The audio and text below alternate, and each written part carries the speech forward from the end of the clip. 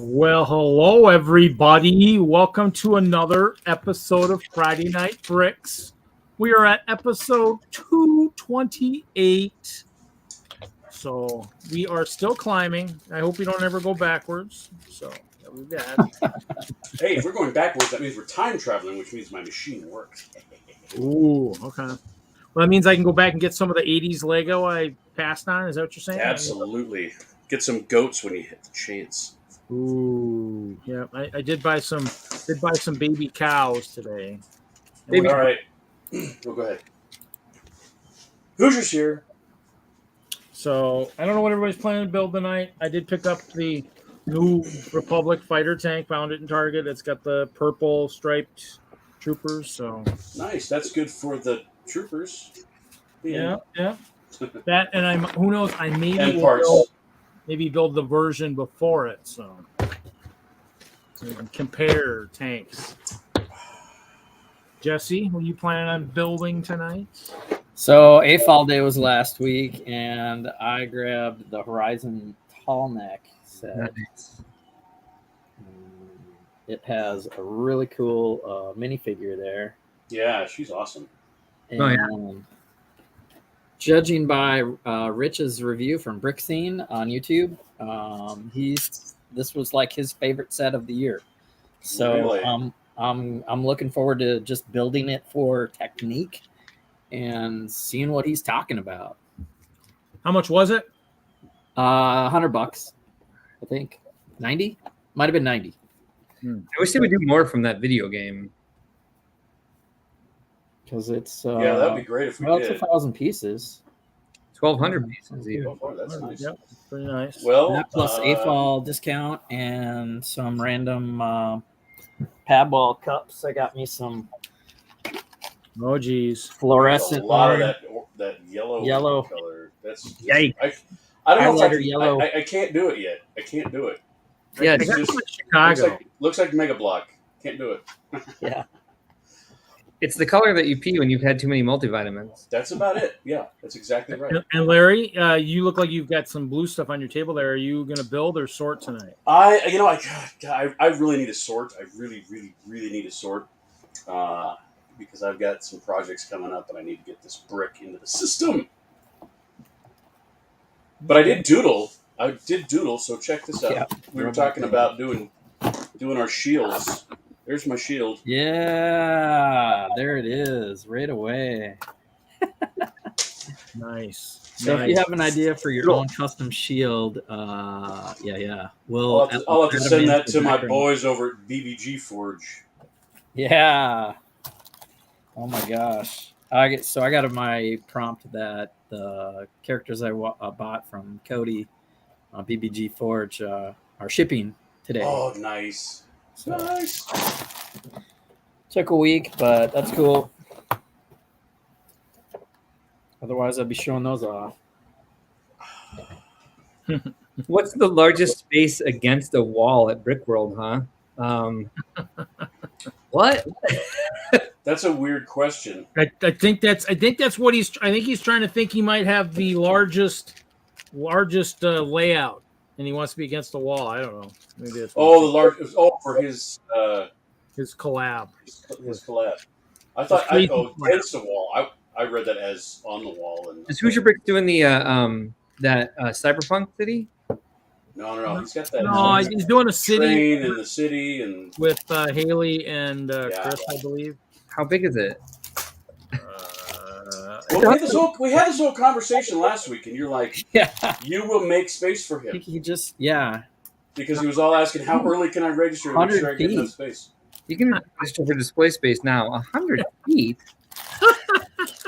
That's nothing for Chicago. that is a lot. I was like, Hoosier. It's a little bonkers.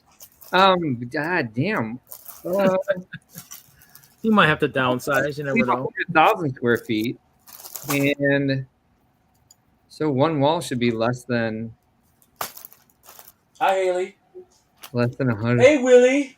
We should be able to fit more than 100 feet along one wall. That's the only show I don't do the layout for. We have coordinators who do it, so I don't know the dimensions of that wall. Hold on, let me open up one of the other ones. We've got. All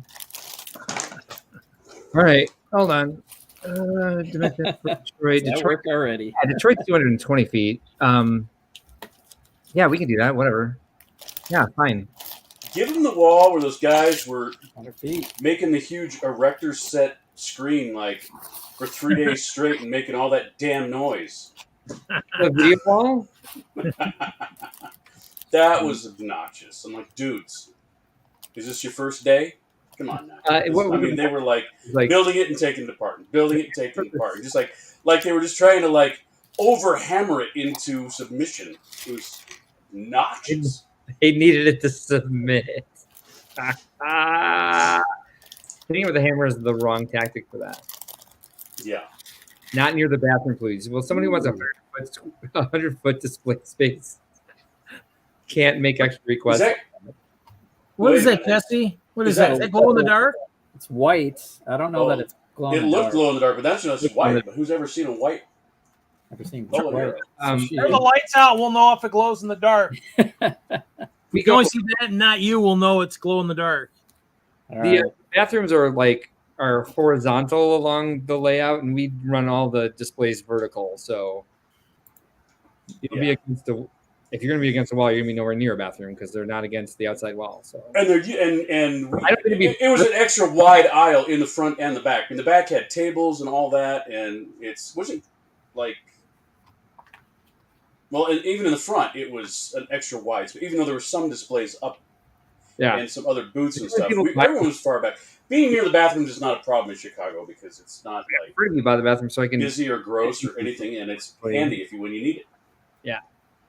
Yeah, there's 4 bathrooms up front. It's like, but yeah, I mean, you'll be along one of the which way is that building face? You'll be along either the north or south wall, and bathrooms are on the east and west wall. Here, we'll do this. We'll do this. This is from this year. Yeah, and the long. There you go. Yeah, the long displays are on the outside. Look at area 2 there. That's where your 100-foot display would go. And the bathrooms are along the top and bottom of the down here. Yeah. Down there and up here. Mark, do you expect to have as big of a Lego Master contingency in 2023? It's hard to tell. I mean, we kind of we offered them a lot to come out for that. Yeah. And it's something that I don't want to put the same expenses towards for next year, so we'll probably offer less for them to appear. We'll still offer something similar, but it won't be as much, and so I think that'll be a deal killer for some of them. But they'll be season's worth of contestants to be there. If we get a sponsor for the Lego Masters, we'll keep offering the same thing. But it's not a dime. I don't think it's a good idea to do that again. So the question I have, Mark, is: are most of the tables like 8-foot tables generally? They're all 8. Yeah, that's right. I forgot. Okay, yeah. So Chicago, 1, 2, 3, 4. The standard table is 8.5. I'm sorry, it's 8 foot by 2.5 foot, and there are 6-foot tables available. So 6 foot by 2.5. Okay. I'm sorry, 6 foot by 18 inches. Yeah. So for example, if those are 8-foot tables, Empire Lug is 80 feet long, right there. About maybe 90 feet because of the end tables, but. That Empire Lug's about 80 feet, 90 feet. See, yeah. Look at all that, those gaps. Reed, you're saying there. Well, GBC needs it. GBC needs it. But yeah, but I'm talking. If you're talking like what you guys were talking would be like Empire Lug, GBC, and then the next one all combined in a giant square, which would have tons of open space. So we try not to go wider than, I think it's 16 feet. Is as wide. 24 feet is as wide as we'll go. GBC. Is each of those squares that represents one table? Each of the rectangles. Each round rectangle is a table. Yeah, can you zoom in? There you go. There's your 8-foot tables. This is 24 feet right here. So 3 8-foot tables wide, and then GBC is probably close to 90 feet long too. Yeah, in that range. 1, 2, 3. And that was short for GBC because they didn't have as many contributors as they normally do. Because people needed a year off after having 3 years off. That was even still, dude. That was huge. Yeah. Well, their target is to beat Empire Lug, so that's their goal. They want to beat Empire Lug. So is what I was told. So, well, shoot, man, yeah, because Well, if you're gonna beat Empire Lug, you should be a full walk around. who's your how long Which is were we probably- in Bama? I can't remember. Why do you need to be against the wall? You probably want a full walk around like what Yeah, you Empire want a walk or around. GBC has. You want that. No, our Yeah. our layout is just, we can do it in a square, but the best view is from the front. It's not. We don't. You don't have a back. You don't have a full. It's not like these here where it goes completely around 360, a full loop track. I mean that we have a complete track. Yes, I know John. we're trying to. We have to see. It's so unpredictable because we have one of our out of the three of us, we have one person that we just don't know how he's going to feel and what's going to happen next year. So we're trying to plan it without. We're doing two plans. We're planning with him, and we're also going to plan without him. Yeah, I know that. And You if we don't, need a plan J, K, L, M. Yeah. so we're going with a straight, we're going with a straight line this time. So that way, the square we wouldn't have to. If he couldn't make it, we wouldn't have to worry about filling in that square. We figure a straight line. We could just take them off, but still have plan B set up. Or we can talk too. Maybe we can recruit too. I mean, there's others that we might be able to recruit into something like that too. If you guys are interested too. Like a group. Like what we do with the guy in our group, we don't see pictures of your completed display by April. We're not putting you in the map. Like there are no options for you at that point. See it. Because shoot, like I know Hoosier had jumped on here a couple weeks ago to talk to you because it's like, man, we're sitting here like trying to sign up and it's like we don't even know what we're gonna be by the time. Oh yeah, by the time this. Put in your display request now so that display coordinators can see it and know kind of get an idea of what we got as we go. We check in like once a month up until about April. But you can modify it. Yeah, because we'll do a final download. We re-download it probably first week of May when we close it to make sure, and we take those as like the final submissions for a request for display space. Yep. So yeah, whatever happens in that you can change it up until the display space request closes, which is typically like May 1st. You can go big and then shrink it down. Yeah, no, our goal is whatever we have by May 1st, that's what we're taking, and we're not building all the way up to the show. yeah, or at the show, like I did this year. Well, there's always building up the show. It's all the little minor stuff, but. Oh yeah, and that part's fun. When it's like an entire chunk of the display that, like, if it's not there, will completely ruin it. I was back this year, unfortunately. Yeah, no, the Alabama show that was entertaining. All right. Side note. Side note. Yeah. What?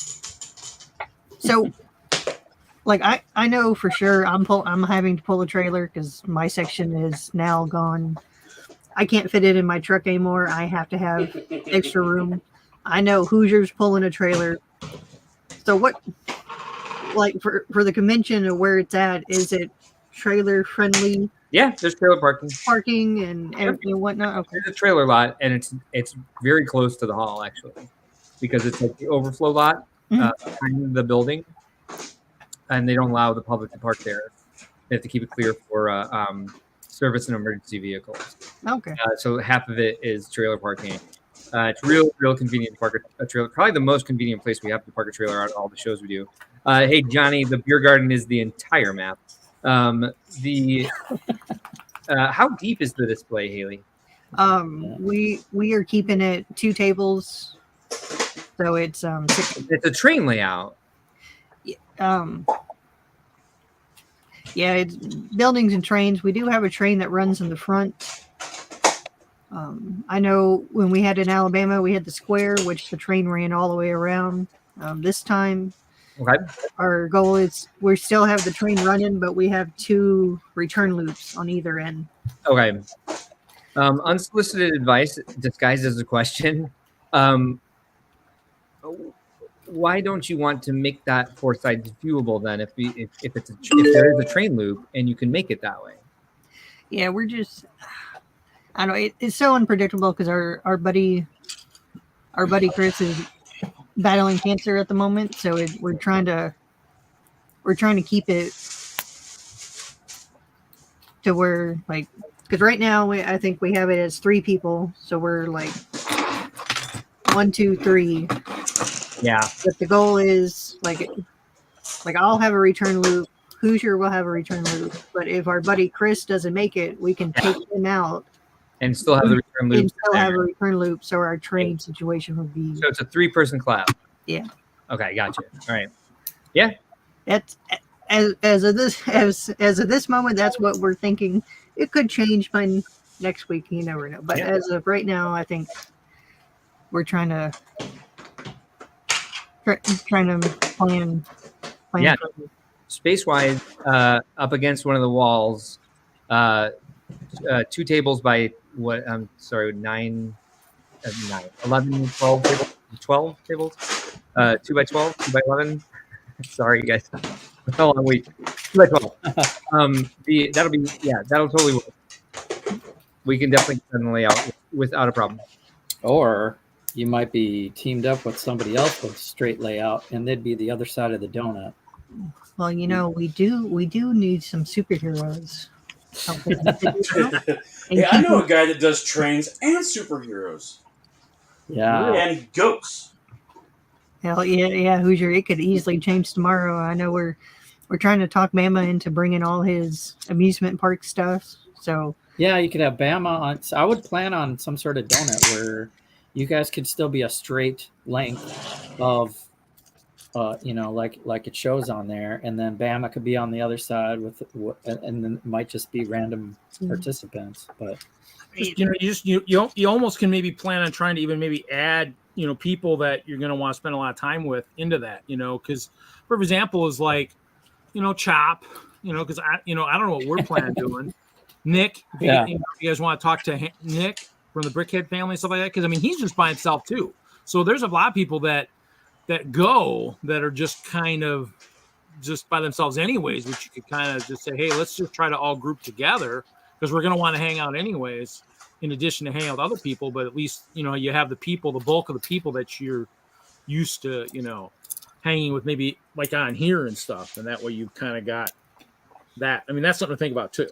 Do you guys do that, Mark? Because like you do it for lugs. So a lug, like, our TwinLUG, we did the Route 66. So half of our donut was a big collaboration, and then the rest of it was individual stuff. Yeah, we do that for we've done it for non-lugs. We don't discriminate by if they're lugs or not. Like, we don't call ourselves a lug. We call ourselves a family. This is a Lego family. Family. We don't go to shows just to go to shows. We go for the people. Please don't send me to my room again, please. Well, in that case, we definitely won't let you display. No, shoot. We're always welcome to anyone who wants to join in the thing. I know. This time, this next section of the layout I'm making, it's very difficult because it's supposed to be a 1885 Western and have a dead end train. Oh yeah, I love it already. Did you say Deadpool train? Yes, she did. That would be cool to have a Deadpool train. I made a Deadpool train once, and it was pretty cool until it dove off the table. Well, see that I couldn't remember how to put it back together. That's my plan, is to actually have my train go off the table. Have it pointed out. Just make multiple copies. And then blast through time. Yes. Once it hits 88 miles per hour. No, that's the kids might enjoy watching that hit the floor. Oh no! Supposed to happen? In the movie, there was pillows on the base. That's what I will have. I will be accurate. Dang. I figured just have multiple people build that stupid train and. Well, make sure you got a little sign that says Eastwood Ravine on it. May or may not be in pieces by the end of it. Nice. So, no, I'm looking forward to it. We've been cleaning and sorting and organizing and pulling parts, so I'm ready to build this next section. Build. Just bring the whole Back to the Future to. Yeah, that's. I figure if I'm gonna drive that far, I might as well have I'm gonna take everything. So. Okay. Here we go. This is something here. So there you go. You request your space, but you know the future. We might need to make patches for this. You can make a badge brick for sure. Oh, I love a patch. I love chopping Nick, man. They were next to us in Philly. We should make a badge brick for anybody who says to display next to butt chop that just says butt chop adjacent. I went to Chicago and all I got was his name tag. I like it. All right, but I'm gonna request glow sticks on the stanchions so people are not running into mine. I heard what happened. Yeah. We have that in our notes. We want to. We're gonna keep. We have our own contracted security that I sent home at 4 p.m. when the day was done, and I forgot all the world lights. We're gonna keep them through the night. They're not. Hey! Don't forget to like the video. Are you out there liking the stream? Like the stream, dang you, and subscribe. Yeah, for a more Friday night brick, action and whatnot. So yeah. Hey Doc. How we need a shirt maybe that's I survived being adjacent to buckshot. That would be the shirt I would want. You know what? Yeah. Until you share a hotel room with Chop and Nick, hell no. Nothing. You can't say nothing. You ain't live. That sounds like a certifiable. Yeah, seriously. I have a bucket list and a don't ever do list. Don't ever bucket list. Don't ever bucket list. Chop is a good roommate as long as you don't try to wake him up. Dude, I'm not interested. I learned my lesson. I had to take my. I love the guy, but not interested. I don't know if you can see it. I have a giant Technic brick in the corner. Oh yeah, it's very large. Oh, cool. Yeah, and shoot, this sucker's like 4 feet long, and I had to take it the second time I used it to poke him at a distance to wake him up. It's just to throw it across the room. Oh no, man! That sucker, I stole that thing 3 times from Kevin Hinkle. It is mine now. Nice.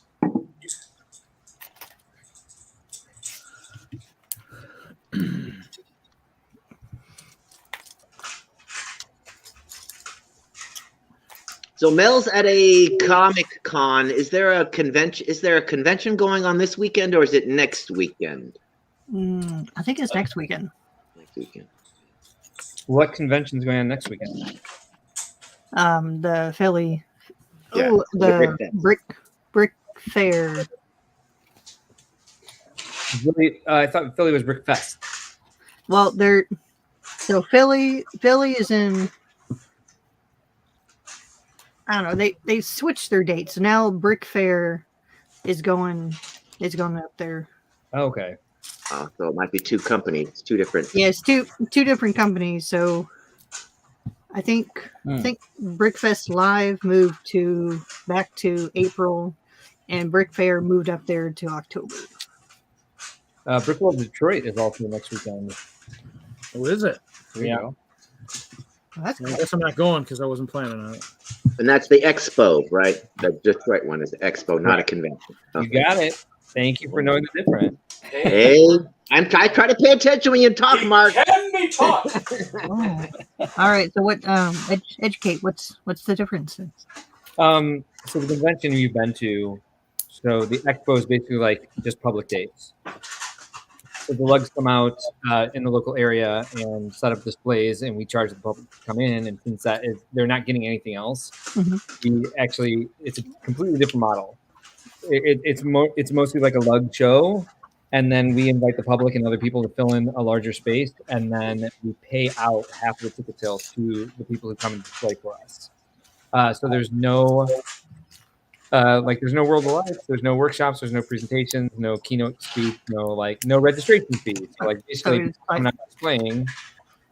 But yeah, it's a totally different feel from Chicago because we've only got people from the local area. They all know each other. They all do shows together all the time.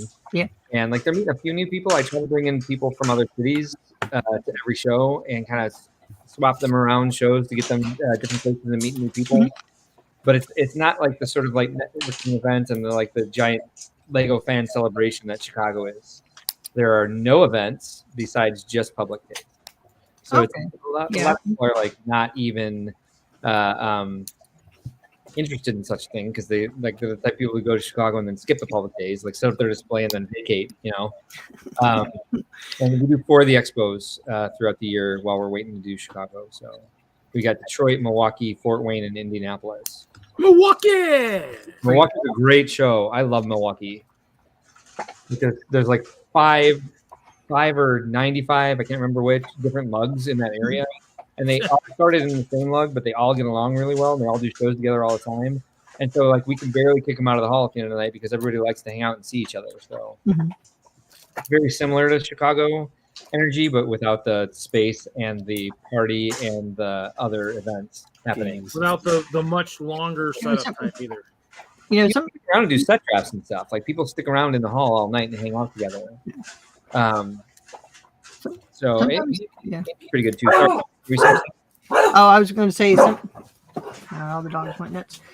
Sometimes those like 2-day shows, well, 3 days we include a setup time, but it's like sometimes those are nice because they're a little bit calmer. Like you don't have to be here. You can just sit and just do the show. It's a little bit calm. Yeah. And if you're in an area where like the lug already likes to interact with the public, that's great because it's still inspiring. It's still building the community, but it's not quite like we do a little bit less of that really. At the convention, it's more about inspiring other Lego fans and building the community from within instead of like looking for resources from outside or offering resources to outside. The public hours are cut by 2 hours each day in comparison to the expos.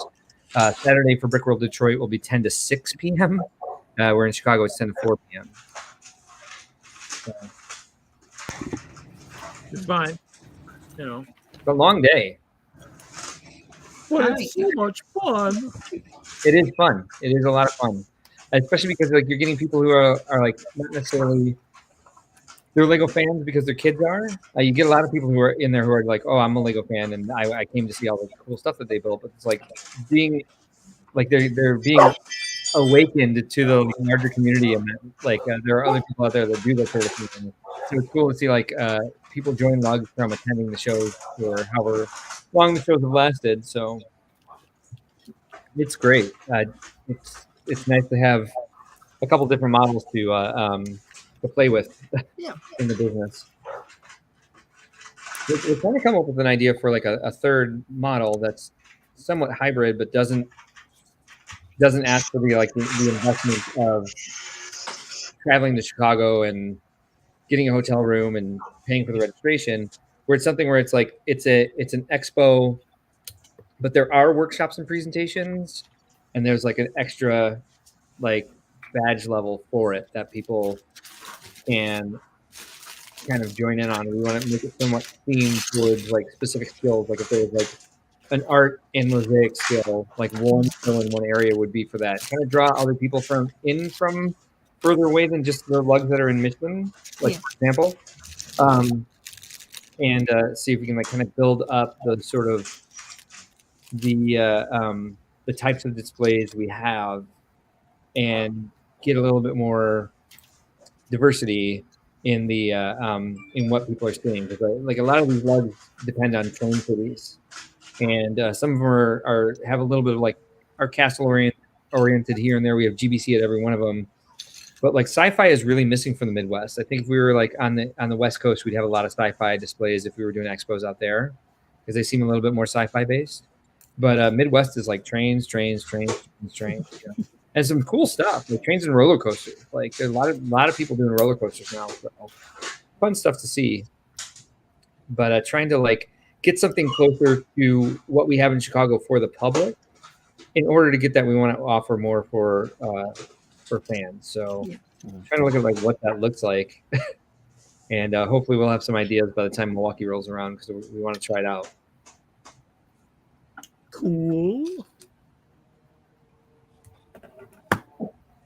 No, it's gonna be interesting next year. Be able to because like the past year and a half I've been exploring all the other shows and seeing how everyone does different stuff and quite interesting.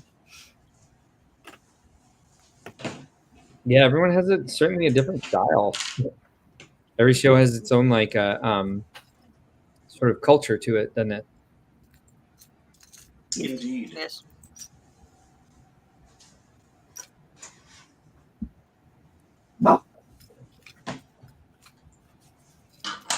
My puppy is dead asleep. I took her for a 5-hour puppy play date today.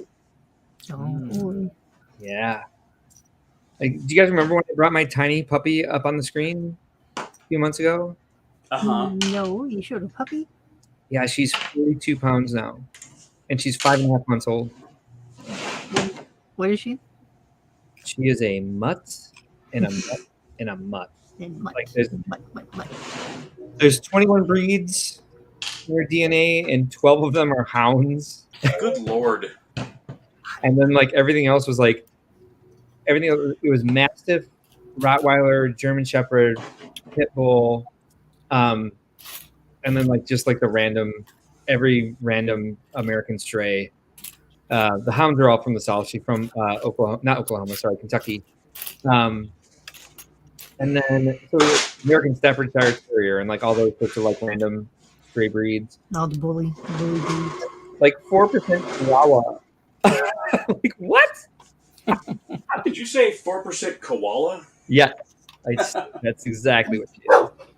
Wow, that's a mutt. She's 9% tree walking hound, and I was like, I've never heard of a tree walker hound. And I looked it up, and it's like they do climb trees, only like with low-lying branches that have don't go straight up and down. And it's like with velocity, but they do have a tendency to like chase prey up trees if they have if the tree is climbable.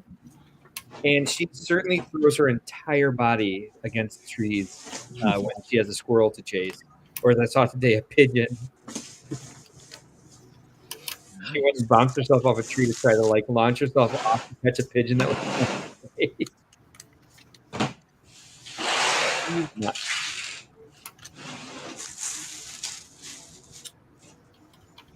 Yeah, those crazy. Those goofy DNA tests, man.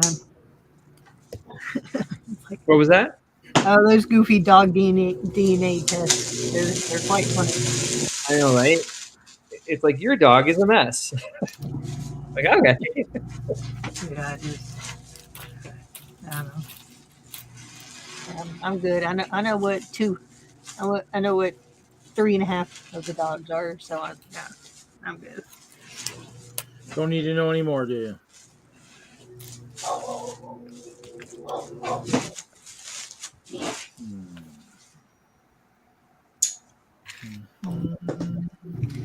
You got the yard folks. It was pouring down rain all day, and they now decide to show up. Who showed up? The yard folks. The yard mowing.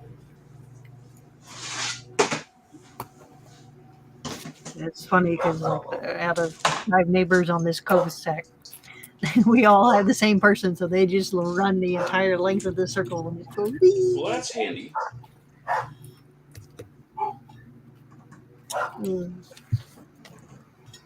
So hopefully you'll only hear them. You'll only hear the dogs bark on when they hit your time around, or they barking the whole time. Oh, they're going nuts. I got. I'm working on 2 of the bedrooms, and I don't have the blinds up so they can see them go past the window.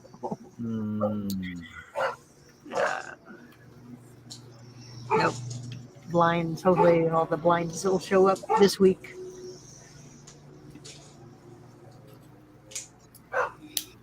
But if they can see them, I'm sure they can see the dogs too, going, oh man, not those guys again. Wow. That was loud. It almost could have been a pass for Guinness, but I'm guessing he's probably hiding somewhere. Well, now he's in here. Oh, he's just chilling. The barking at him, and he comes in to bark at me to let me know that they're barking at them. He's the referee. He's like, flag on the field, Mom. Illegal barking. Illegal barking. Bark, bark, bark. Well, it's even worse when they ring the doorbell in 2 minutes. Morning. Sorry about that. That doesn't have to be loud. You have Mario. Well, I got one of those door mats that says no need to knock. We know you're here. There's like 4 random dog places on it.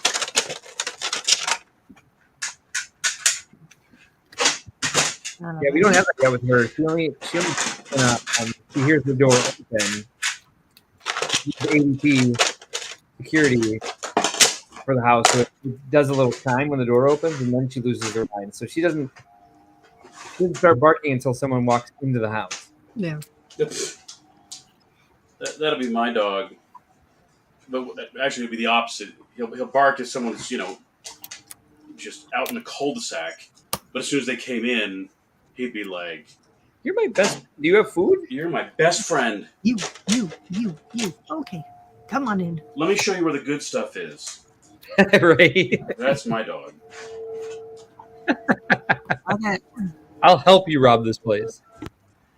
Yeah. Just don't take my tennis balls. You can have everything else. That'd be Mandy. Mandy's like, yeah, nope, can't touch my tennis balls. But you can, nope. She won't even give me the balls, man. Can't have the food. Can't have my food. Oh, there's Troy. Troy's lurking in the chat. Yo, what's up, Troy? Oh, I was thinking about Troy and Alicia the other day. Mm-hmm. Think about you guys.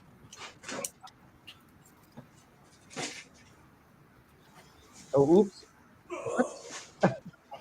Read, ignore that. I just somehow entered the StreamYard through my phone. What? Never mind. Okay. That was weird.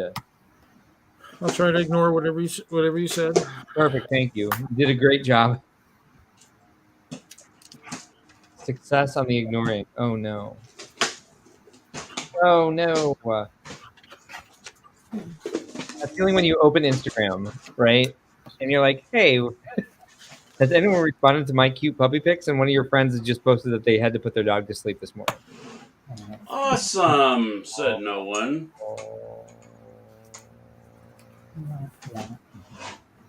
Stuff is so freaking sweet. This dog would come over to our house and she would cry because she missed me. And the owner would be like, she only cries when I've been gone for a while. What did you do to her?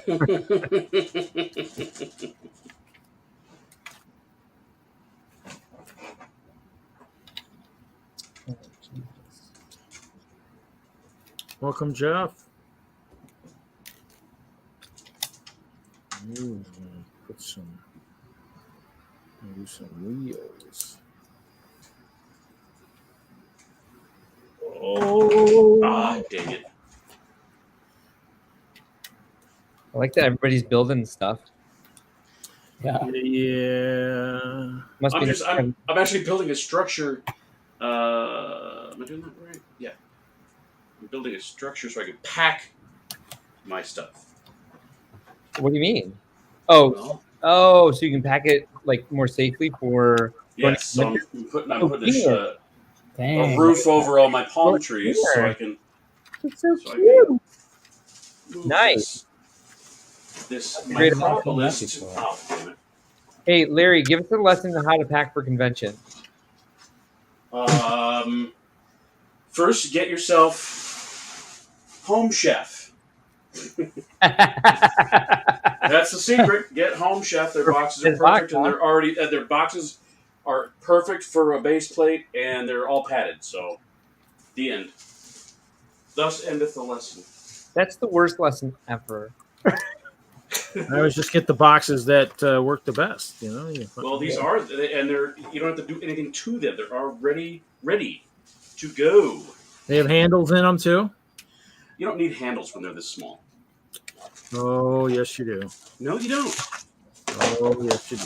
We have like plastic around the creations. You obviously don't build heavy MOCs, obviously. No, not really. Just Ghostbusters. That was heavy enough. That looked pretty light. Even no.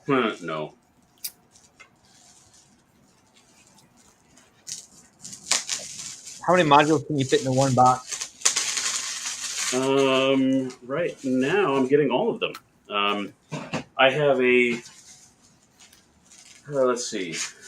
How many is all? 4 by 3. 1, 2, 3, 4, 5, 6, 7, 8, 12. There's 12. And modules in that box? You mean like 12? Yeah, well, the modules are like a mill plate. Oh, they're 16 by 16. Okay. So basically, I've got 3 base plates, 3 32 by 32 base plates. It doesn't sound very big. It's not, but there's a lot happening. That's so one entire display, right? That's your whole. This is just my part of it. We have hotel that you've been building. Huh? That's the hotel that you have been building. Correct. Nice. It fits in that entire display fits in one box. Yep. Nice. That's impressive. That's why Micropolises are just fun. So what? Fun because you can do a lot with a little. What does one stack look like again? How did you do that? All right, let's unbox. Maybe take this out of the box already, aren't you? I'm sorry. You're lucky I love you so much. You're the one that's doing this to yourself. So thank you. It's all your own doing, own fault. Everybody wants to do this. It's important stuff to know. I mean, this is not just fooling around Friday night. We're teaching. This is how to learn. This is how you show up at conventions without not coming in with a box full of loose brick because like the truck like shook everything loose or like you packed it wrong. Oh yeah, so right. So the expert. I packed all my stuff and Moto had transported it, and he was so like, oh, just make sure you put them in there so careful because I don't want any of your builds to break. I'm like, dude, I packed them. They're good. And then as we're packing up again at the end to leave, I had one of these boxes, and it's like I've got it on the dolly like this. And he's like, okay, are you sure you can handle it? I think it's kind of high. I don't want those falling off. I'm like, oh well. And it was already loaded up and packed with some of my thing. One of my I think the submarine was in it or something. I just banged it off the cart. And I'm like, it'll be fine. He kind of his jaw was kind of on the ground. I'm like, dude, don't worry about it. And it wasn't.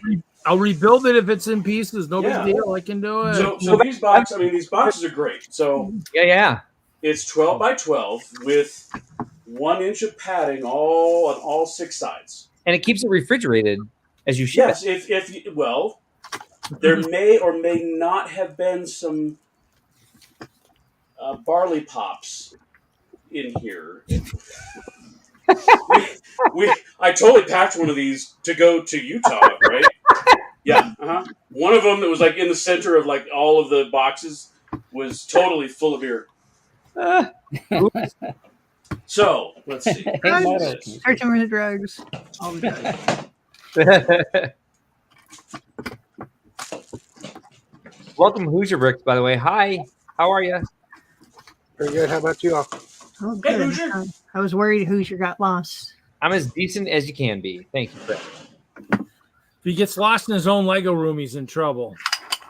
He got lost in his own backstage one, so we're a little worried about him every once in a while. I must not have heard that story. Dang. You didn't hear that story? No, not of him lost in his own backstage. That's pretty scary. Yeah, no, we were all doing it backstage, and we just happened not to be in someone else's backstage. So I just started one of the backstages on the Hoosiers StreamYard because that's I borrow his, and we were sitting there. So he was asking. He sent out a text saying, "Hey, anyone in the backstage?" And we're like, "Yeah, we're in yours," and he's like mine, and it's like I'm not there. I'm like, no, we're in your backstage. He's like, oh, can I invite? It's like you don't need to invite. You can just click on it. This went on. Yeah, for we went through that minutes. co-host stuff. Yeah, This channel. Okay. So we're gonna make a little mock sandwich. Nice. This is the bottom layer of the box. Yes. we still have to hear. Here's like a bottom level. There's not much on it. It's mostly just water. Okay. I put these little things on to give it a little height, just so it. Oh, nice. And then this one goes on. Dang. Oh. And then I made. Which one is the one I want to go where? Everyone's going to be ordering the home. Yeah. And they're going to be asked survey of why did you pick us today? And say because you have good packaging. Pack Lego. We pack Lego. Pack Lego. Okay. So now we've got this. We've got a roof to protect all the palm trees. So I don't have to put all those together later, right? Well, and so we used to do this at that theme park I worked for. Is like if you pack something too tight, strap it down too tight. Is you don't give it some movement, it will shatter. It needs a little bit of slide. Well, and that's what this padding is for. That padding is awesome. Oh, it's beyond brilliant. So at this point, we got another layer of mayo, and then mustard, and then it's like a Dagwood sandwich. For those of you that are old enough to know what that is. Yeah, you're such a Gen Xer. It's making me barf a little. I know, right? Yeah, but I'm the same, so TJ's gonna have to Google that one. There you go. He had to Google exorcist stairs the other day when me and Hive were laughing. Figure out what we were talking about. Joker stairs now. Now I may just. This is gonna be so. This is the top. Let me tweak this a little bit. Get this guy up here. Yep. Take your time. This is awesome, by the way. This is really good advice. Imagine all of this is inside the box, by the way. So, but why isn't it inside the box? Because we can't see inside the box. Is that why it's in the box? Inside the box. Anything. Okay. I'm just wondering. Yeah. So, and it's important to know. Here's the top of the box. Yeah. Right here. So, dude. I have to make sure. If I put a hotel up there, that's gonna work. Oh. It might not work. You're nasty. Well, I was in the Navy. Now, why does that make any difference? Because when you're in the Navy, bunk is yes. What? The Navy, because that's your bunk right there. That's your bunk. Well, it fits in one spot on a ship. Yeah, every square inch is golden. I mean, space is at an ultimate premium. You have to learn how to put things. How do I word this appropriately? Space is a privilege.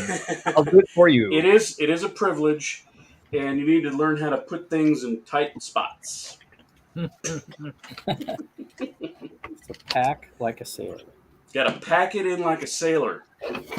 So many jokes. Luckily, I haven't had as thick of Mills plates yet. So I mean, the one box I use, I can get almost all my Mills plates for the castle at like being 6x12 into one box, which is nice. But eventually, I'll have texturing and won't be able to get that many in the box. But. You just got to retrofit it, Reed. You got to retrofit it based on Larry's tutorial here.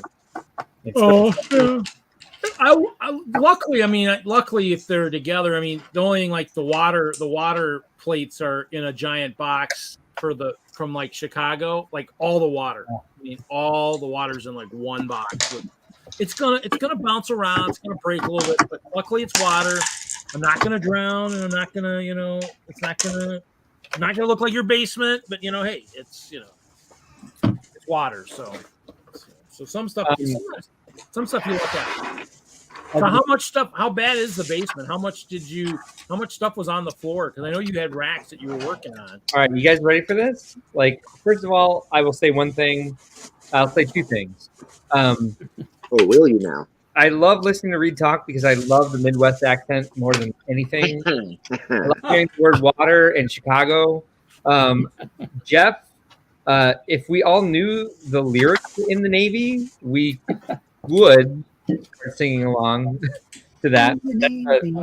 That's not quite as memorable as like YMCA or like some of their other hits. In the Navy, you can how much sail was on seven the seas in the Navy. Navy. Yeah, keep going. That's it. There you That's go. all I know. That's it. Done. So last Friday I was on here and I was putting up shelves because I was getting the last stuff off the floor from our last water problem in the basement. And so, nice. That's All right. Okay. you can make an episode just out of that. How do we pass? I watched that episode several times. So, Done. Larry, Brick World Chicago 2023. Are you going to do a presentation on how to pack for shipping models across the country? It'll be called Lego Tetris. Yes, do it.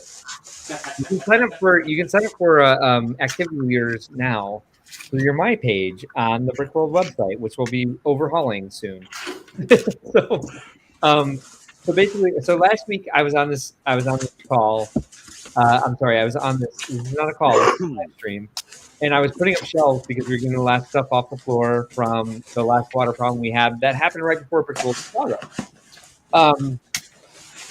And that was a nightmare. But that happened in the Lego room, and I had just put all the shelves in the wall. And we had to take all the walls down, so I had to take all the shelves down. And so there were boxes of Lego everywhere. Like, if you guys saw me at my desk, there was just stacks of Lego behind it because that's the only place it had to go was back in my office. And so last Friday during the stream, I was putting together the shelves that are on casters to like make sure that everything's 5 inches off the floor and be moved. And so that's the good news. So we had the flood on Sunday, and I got the last things off the floor that I wanted to get off the floor and onto shelves. So I built those last two shelving units, and one of the shelving units had all of my like tool case drawers, like what you see in the back of, in the back of Larry's screen. You see he's got all those little drawers. What do you call those? It's like I always call them like tool chest. It's not a tool chest. It's like a hardware chest. Yeah. I mean, they're for nuts and bolts. Nuts and bolts organizers. That's kind of what I call them. Perfect. So I had nut and bolt organizers. Got a whole wall of them. Got them up on the shelves, and when we talking about the stack-ons. These are Ace Hardware, whatever the brand is, made in China brand, whatever it is. But yeah. I know there's popular ones, Acro Mills and Acro Mills is very popular. That's what Ken uses. Were made before 2004 that actually have like the hard plastic that you can see through. Oh yeah, I had some of those, and we can't get them anymore. And I'm like, I'm all about uniformity. If I have way too many different things going on, I need them all to be in my little box, in my little mind. So mine are mismatched. I need more drawers, but like I need to see through the ones that I can see through already, right? Mm-hmm. So I put up the shelves to have those on them. And I start I have banker's boxes, which if you guys know what a banker's box is. It's a cardboard box. It's like half the size of the HelloFresh box that Harry had, or Hello Chef, or whatever it was. And I was like, hey, let's get these out. Let's start putting them back in the drawers. All the pieces that I had, and what I did when I moved, because like if you guys know from experience, when somebody carries one of those nuts and bolts organizers around, they'll any which way, and it mixes everything up that's inside. So you can move them yourself, Or when you move, you take everything out of each drawer and put it into a bag and drop it into a cardboard box. So I had all these cardboard boxes of all the things that went into my nuts and bolts organizers. And I had them up on top of plastic bins in the back of the basement. In case there were more water problems, I didn't want the cardboard saturated. And so Saturday night, after I put those shelves up during the live stream last week, I took all those cardboard boxes out and I was like, let's fill up all of the drawers. And it was very motivating. I was getting things organized. And I got them about halfway done, and I was like, all right, it's a long, long night here doing all of this, because there's like, I'm reorganizing, I'm resorting, I'm doing all this sort of stuff, right? So I take all the boxes, I take all the cardboard boxes out of the back room, off the plastic bins, and put them on the floor in stacks. To like, there's 3 types of cardboard boxes. One of them has the contents for the nuts and bolts organizer drawers. The other type is displays that I haven't used in a while that I want to like refurbish and bring to expos. And then the third type is like base plates and larger pieces that just don't fit in like my organization system. They just sit in the baker's boxes. There they are. And so I create 3 stacks throughout the basement so that I can keep them separate. And then I know what to do with them the following day, because Sunday is going to be an organization day too. So Sunday morning, I wake up at 10 a.m. and I take the dog out, and I hear a faucet on somewhere, and I'm like, that's not normal. So I come downstairs, and my husband's still in bed, and there's a faucet on in the house, and it had been raining pretty hard, so I knew immediately what it was. Water pouring into the basement, like at a very, very fast rate. Oh, dear God. Yeah. 15 hours. Luckily, because of the other water problem we had in Chicago, we had a backup sump pump installed. And so the sump pump ran like a champ the entire time. We had a transfer pump that we were able to hook up to like kind of help. The water was flowing in so fast. And I can explain to you like the infrastructure of Chicago and why this happens. But during heavy rainfall, for whatever reasons we won't get into, they closed the storm drains. They closed the storm drain valves. So that's sure, because that makes perfect sense of what. And they let the water table in the streets exactly. They let the water table in the streets be the catch basin for all the rainfall, and it's the sewer from being overloaded. Oh, right. So that's kind of good, right? Because it's not sewage, but at the same time, we had like a lot of water pouring into our basement for a very long time, and the entire business was down the way. So everything, like all of the electronics, like my computer, everything, like fortunately, that's right when it started. Is when I came downstairs to let the dog out. So I was able to get like my computer, my monitors, my camera equipment, everything out of there that was like would start a fire. Because of what happened in May, I had all of the power strips off the floor. They were nailed to the back of the filing cabinet, the back of the desk. So there's no short circuiting going on. There's no fire starting, anything like that. But these stacks of cardboard boxes, the first one would get saturated, and then it would just collapse. And so, oh yeah, oh God, what a nightmare! And on top of the first, so my husband and I were down there. I went and woke him up, and I was like, the entire basement was flooded, and like we've already had a lot of like water trauma here since we moved in a year and 3 months ago. And so we're basically like, we took our moment to like breathe and like have a little internal freak out, and then we went down to take care of it. And as we were talking about what we should do, the first stack fell, and on top of that stack of boxes was an open plastic container of 1x1 and 1x2 can plates. Oh, God. And there's probably like 7,000 pieces in that bin. Oh, good thing Lego doesn't float. And it hit the floor, and like 1x2 and 1x1 pan plates just went everywhere. It was like it exploded. And so like most of the day was like when I emptied those drawers from the nuts and bolts organizers, I put them in little like baggies. And that's what's inside the cardboard boxes. Sorry. So as we're like trying to like get as much water out of the basement as possible, there's this little like crack dealer baggies of floating in the water, and like all these tan plates just like floating around. So like one of the things we had to do was try to like run interference to make sure none of it was going down into the sump pump pit, and then clear our floor drain of Lego pieces and Lego baggies. Half the time I was like, let's let it go, let's let it pull up in the corner, and I'd be like, oh wait, that's a really rare part. I just grab that and throw it in the tub. God.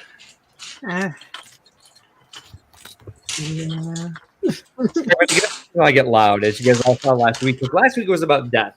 This week is about property damage. Don't. We don't say the W word around here, sir. Please don't say it. Hey, it's Moto. Are you in the basement right now, Haley? Are you in the basement right now? Say again. Are you in a basement right now? No, Texas does not have basements. No, we had a pipe bust. We had a pipe bust in the house last year that flooded. There it is, right, Mark? There's the house, and then no, we deal with hurricanes and. That is it. Yep. That was it. Chicago was built on a swamp. Chicago was built on a swamp. It is right next to Lake Michigan. And we have basements anyway for some reason. Yeah. It's because it actually gets cold. There's times that would be like, oh, it'd be nice to have a basement, and then I see that stuff because I know we had another AFOL, and he like his whole basement filled up, like floor to ceiling. Yeah. Oh, and his whole city was down there, and he lost like everything because it wasn't just runoff water; it was really, really gross water. Yeah. And it's like, man, then on the other case, it's like, nope, don't want a basement. Put Lego on the top. Yeah. Actually, if it wasn't for the way the holes, like, so we found 2 large holes in our foundation after we went through everything with the contractors this week. If it wasn't for where they were located on the property, it would have been sewage coming in. Yeah. Because that's what happens when they close those storm drain valves, and the city chooses to do that. And so it's kind of like, in a way, it's kind of a positive thing because it showed us where the holes in our foundation were. However, it would only taken me 10 minutes to figure that. I didn't need 16 hours to be like, oh, there's a hole in the foundation here. Dear Liza. All my Lego floating in the basement. This is what I wanted to wake up to. Yes. Yeah. Thank you. Not to mention, I've got other things to do. That's and a puppy that was like stuck inside the house. She was a champ. She like basically like just slept patiently for like 9 hours. So we took her to the dog park at 7 p.m. as like the sun was going down and the rain had finally stopped. And like the dog park was like the dog lake because it's just in a public park. And she's chasing an Akita, and she's just learned how to run like a real dog. So like they're like just like really digging in, like chasing each other in like figure eights around the park. And they hit this one spot of the park that looked to everybody like it was just land because all the mulch was floating, and it was just a giant mud puddle. And they immediately started like mud wrestling together. So our dog is like black and tan. This Akita was like completely white, and like so like me, my husband, and the Akita's owner were like standing there like watching them play, and we saw them like splashing to what we thought was ground in like this giant like wave of mud, and we're like, not white anymore. And it they need their energy out somewhere, and everything in the house is already wet because that guy's basement was flooding too because it's Chicago and this is what happened. So anyway, that's my trauma for the week. Oh sorry. No more trauma. No more. No. I feel your pain, man. Like, I'm still. Thank you so much. I appreciate the empathy more than you know. Yeah, that's what I saw. Is I saw your post on Facebook, and I'm like, oh my god, not again. Like, I was like, oh, it's like this is. I mean, this is just. It should be the house that Noah built. You know, right? I mean, or the house that Noah should have not built. You know? Right. We call it the sieve. And like I think we've kind of cursed it now by nicknaming it that. I feel like we're gonna get another like deluge because like now we're actually calling it what it is. A water filter. So yeah, that's my week. Got a long weekend ahead of me of like cleaning all this stuff up and getting ready to go to Brick World Detroit. I leave on Tuesday. Now you had already ripped out all the carpet, right? So that was all concrete down there. No, we'd already out the carpet. And by the way, I was like, when we first looked at the place, I looked at the real estate agent. And I'm like, why'd they put carpet in the basement? So I hated that carpet since we moved in. We didn't have time because of the way the condo sale had to go. They accepted the offer on this house before we even put our condo on the market. So we were like, oh, we got to do this immediately. So we just had to get it staged to sell because that's a thing that happens now is you stage it. So we didn't have time to replace the carpet. That's a racket, man. And it's a total racket. And I was like, well, that's the first thing on the list of like, before we even paint, we're replacing the carpet downstairs. Obviously, these walls are still like agreeable gray. So literally that's the name of the paint is agreeable gray. So we hadn't replaced the carpet yet. We took out the carpeting when the first water problem happened. And then we did the flood cut and took out the frame and the drywall because we own Sawzall and we're like, whatever, we'll get that done. Now it's the rest of the basement. I'm like, we're hiring a demo team. I don't have the time. I don't have the time or the mental capacity to even attempt to do this for the entire basement. So I think I lost the original question that started talking, but yeah, it's insane. But thankfully, like because I had that first water problem, everything was 5 inches off the floor on casters. Like most things were 5 inches off the floor on casters. So it was a lot easier to go through this entire like we need to empty the basement because we like knew the drill. Get those rolling shelves, have everything applied. Which Haley, that's what I was doing last week on this live stream was building those shelves because it was like our first opportunity to Brick World Chicago. We're gonna like take a weekend to reorganize everything.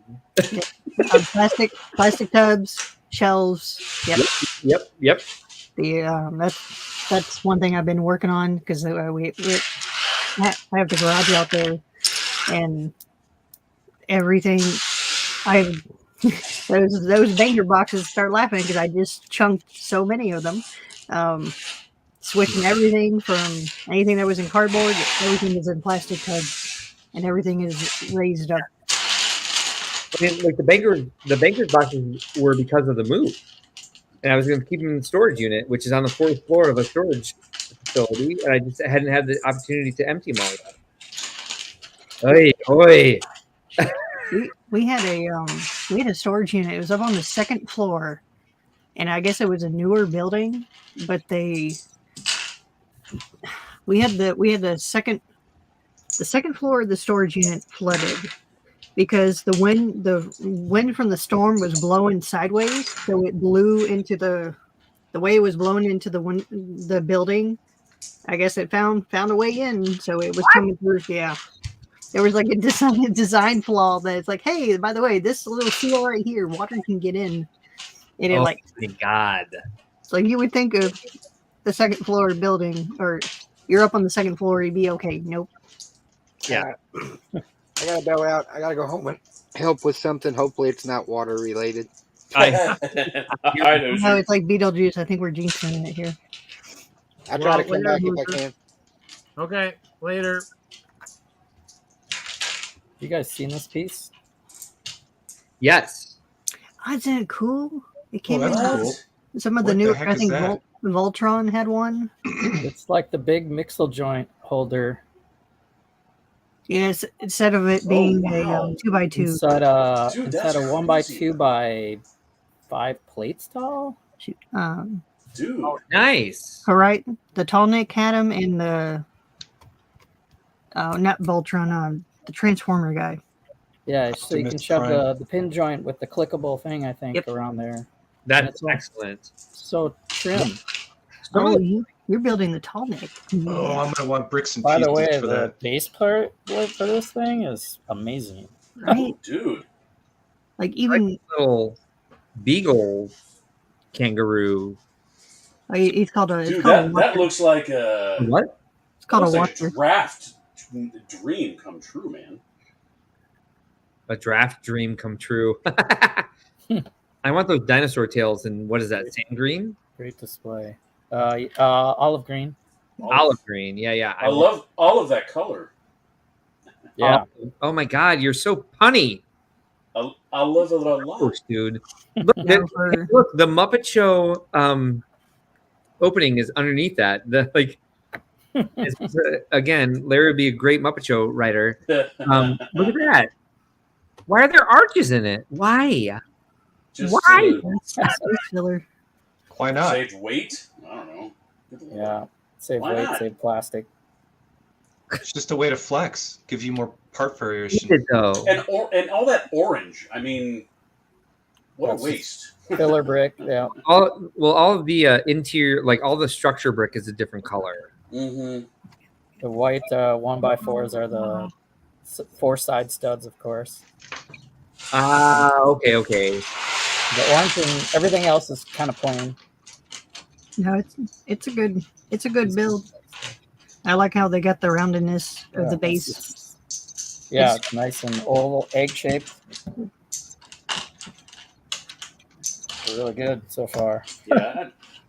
And then I didn't know this there aren't a whole lot of sets that I really, really want to build, but that's one of them. Have you all played the game? No. Nope. Can't get the references. It looks good. I mean, it looks good. I wish they'd make more sets from it because the concept art is amazing. Yeah. The game is beautifully done, even design. Like you can spend. Where they decided to make one set from it instead of like making a line. Like if you're gonna license an IP, you're bang. All right. No, since it finally got back in stock, I ordered mine last month. Yeah, I got mine on AFOL day, so that was a good set to buy. Oh, nice. Back. Sorry. Oh, really? Oh, yeah. Bent pieces. I got bent pieces. Set number 7624, Indiana Jones. Oh boy. Let's see, where's the bent plate? I got a plate. There's a Moto. Moto snuck in here. Yeah, actually, what's going on, Moto? What are you building?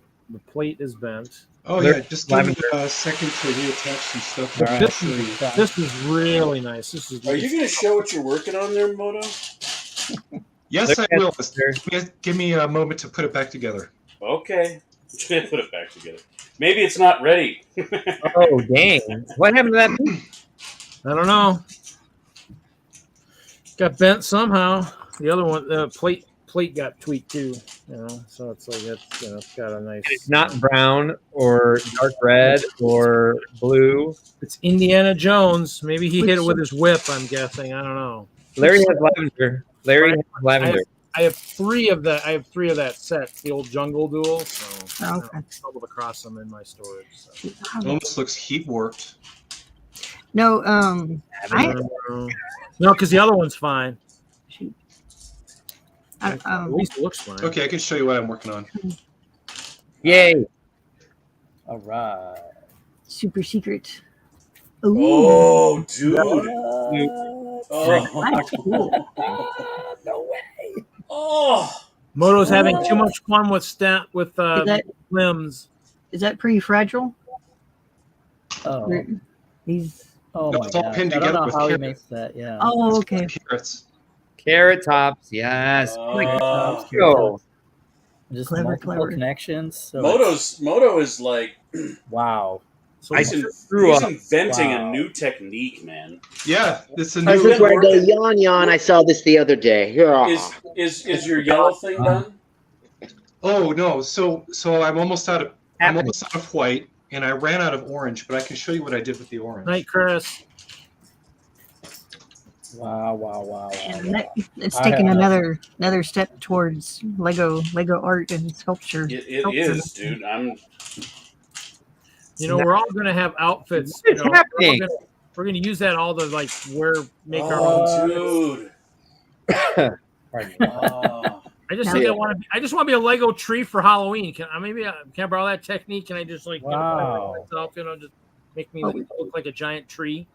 Well, we had a Houston person. She made. But yeah, see. Yeah, she was making Lego. Hey, it's Lego a little. food. Hey, he can move that around better than he can his big spaceship. He can dance It's a with fact.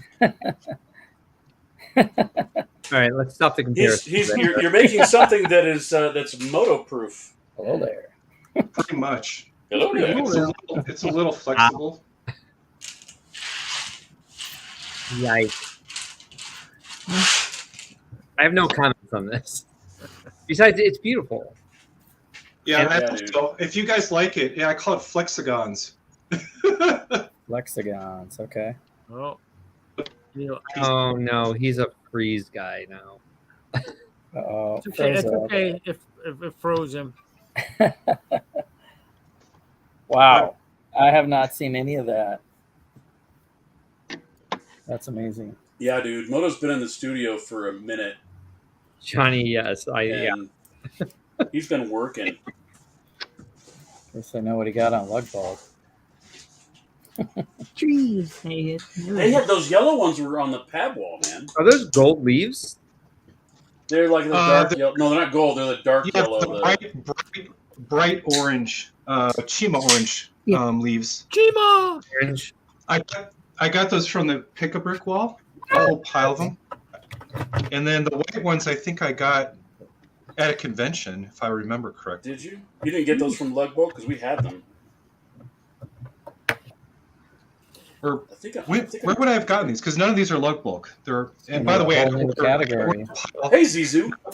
Now I've ordered a pile from Germany because they might have been on the wall at one time, maybe. Not Right, maybe. the white ones haven't shown up on the wall. Well, Oh my god, that's freaking gorgeous. It is. That's really cool. Oh, you man. get that. Oh, what did you use for the eyes? Really cool. Question the same. those are 2 black dishes put back to back with 2 gold dishes next to them. I didn't even see the gold till we got Mind closer. blown. No, that's cool. I'm just guessing. Is that going to be a Falcor? Cat looks like It's it. supposed to be a kitty cat. I just imagine that, like, if you took that apart right now, all those things would be all like warped and bent all over the place. Would be cool. But that's okay. Make a dragon. You're doing something. Are you going to show them the tail? There's the tail. Stop being negative, Larry. There we go. It's the tail. Not being Now it looks less Falcorish. You are. Oh, And of course, I'll put a little pink flower right about there. Please do. Boo. Boo. A little pink flower right there. For what? Majestic tiger. So it's going to be a majestic. It'll be a nice echo of a certain set. You guys not seen the Majestic Tiger set? Damn, Mark, come on. And an anatomically correct balloon knot. What? But yeah, that's a lot of geometry going on. Yeah, it is. Wow. Dude, and that is more along the lines of sculpting than most anything we do. It's a whole new category. I love it. I've fallen in love with it. My son's like, "Why are you using all those flower pieces right now?" And I'm like, Wait. Because I'm making a Holy cat moly. for him, though. You know him and cats, so everything has to be a cat. So Yeah. that's why this is a cat.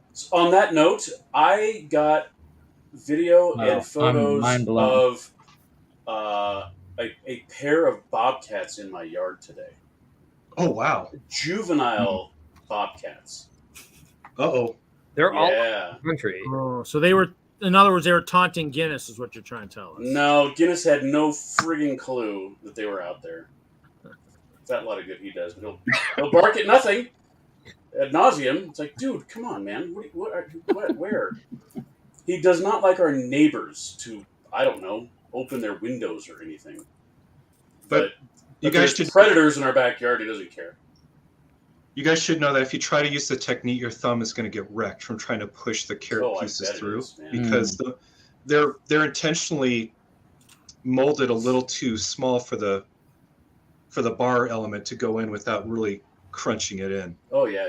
So Which my makes it- thumbs which are is just the only way to do trees. yeah. My finger and thumb are just destroyed from pushing carrot pieces. Cannabis? I mean, No, they- what are all the colors that particular carrot stem comes in? I know there's This is green and brown. There's green, brown, and yellow. They have that other 3-piece, Moto. the rubber, that rubbery one. The cannabis piece. Have you tried the cannabis piece? Oh, that's not as flexible. You're talking about the leaf? So I'm saving the cannabis leaf, Mark? No, yeah. No, I'm talking about the joint or the bowl piece. No, of course, the 3-leaf. Are you talking about the bong piece? No, these would be perfect. No. That's the ticket right there. Dear Lord. Dear Lord. Yeah. I've seen those pieces. Don't start with me, Mark. We live in Colorado. Yeah, Well, that'll probably be a possible lug bulk piece for people if that makes sense. But this is on the pick-a-brick wall, so I just drove to the store 15 minutes. The green ones have been on there forever. So that's probably the next best thing for now. Hold on, let me get a piece. No, Zizu, that's a new piece. It is basically just 2 pins with a little ball in the middle. Yeah, great piece. I thought it was a lipstick too. It's very similar to the lipstick, but this is not ABS as well. It's not flexible, but this is the proper solution to the lipstick hack. Oh yeah, that is such a great piece. I wanted this to be on lug bulk, and nobody took me up on it, so I had to make my other 3 choices. I didn't know it was available this year. Was it? Oh, see, we just didn't know. You were great lug bulk piece. You were ahead of the game, Moto, as usual. I don't know. I ordered the big mosaic base plates one year, and now everybody wants them. I only got a couple. I got a couple. Right. But I was my mindset was all on castles this year. I like 20 of those. We even had those on our project support, and I still didn't order them. But no, I got something like 48 of them. I think I got some through through some cheap sets. Some of the cheap. I just did it because it's instant mills. It's mills without having to build mills. Right. Yeah, but I like building mills. Are you, Moto? Are you coming to Oktoberfest tomorrow? No. Oh man. No, I'm not doing that, or I'm not doing the. What was the train show? It's in Pueblo, I think. Yeah, it's in Pueblo. We're not. Yeah, that's a lot. I mean, I think if for the Colorado Springs contingency, yeah, that's great for them. But for the rest of us, it's just too far, man. I'm not doing Oktoberfest. It's too much. There's too much going on. So I'll. Oh man, but it's Oktoberfest. Yeah. Beer and Lego. I mean, it's like. I'll tell my son that. He'll be incentivized. I'm sure. But Dad, what's beer? Yeah, you don't need to know what that is. So are most of the active lugs in your area far away from Colorado Springs? Well, okay, so Colorado Springs from Denver is like 70, 75 miles distance. Those are the 2 largest cities in Colorado. Mm-hmm. Then you've got, I think the 3rd largest is Boulder. Okay. And that is the other direction. It's north. So you basically figure all the cities are lined up along the Front Range. Right. Colorado's a big rectangle, split it down the middle. The left side is mountains, the right side is plains, and everything is right where they meet. And so CowLug is, basically centered in Boulder, Colorado, the northern end of the state. And goes up into Wyoming. That's the cow. C-O, Colorado. W is Wyoming. DENLUG is like, central Denver, and we kind of, there's a lot of overlap. I mean, most people are members of both, but we will go all the way down south as far as Pueblo, basically, which is at the bottom of the rectangle. So there you go. That's the entire population of Colorado is this strip that goes through the middle of it. Yep. And Zizu, the Colorado Mills has an exceptionally well maintained PAB wall. Oh, I can't. Colorado Mills to the other one. Lego store is the best in the country. I'll fight you if you say differently. I hate I no longer work there. Otherwise, it'd been Park Meadows. Hate Whatever. you. Park Meadows sucks. I'm not there anymore. Of course, it sucks.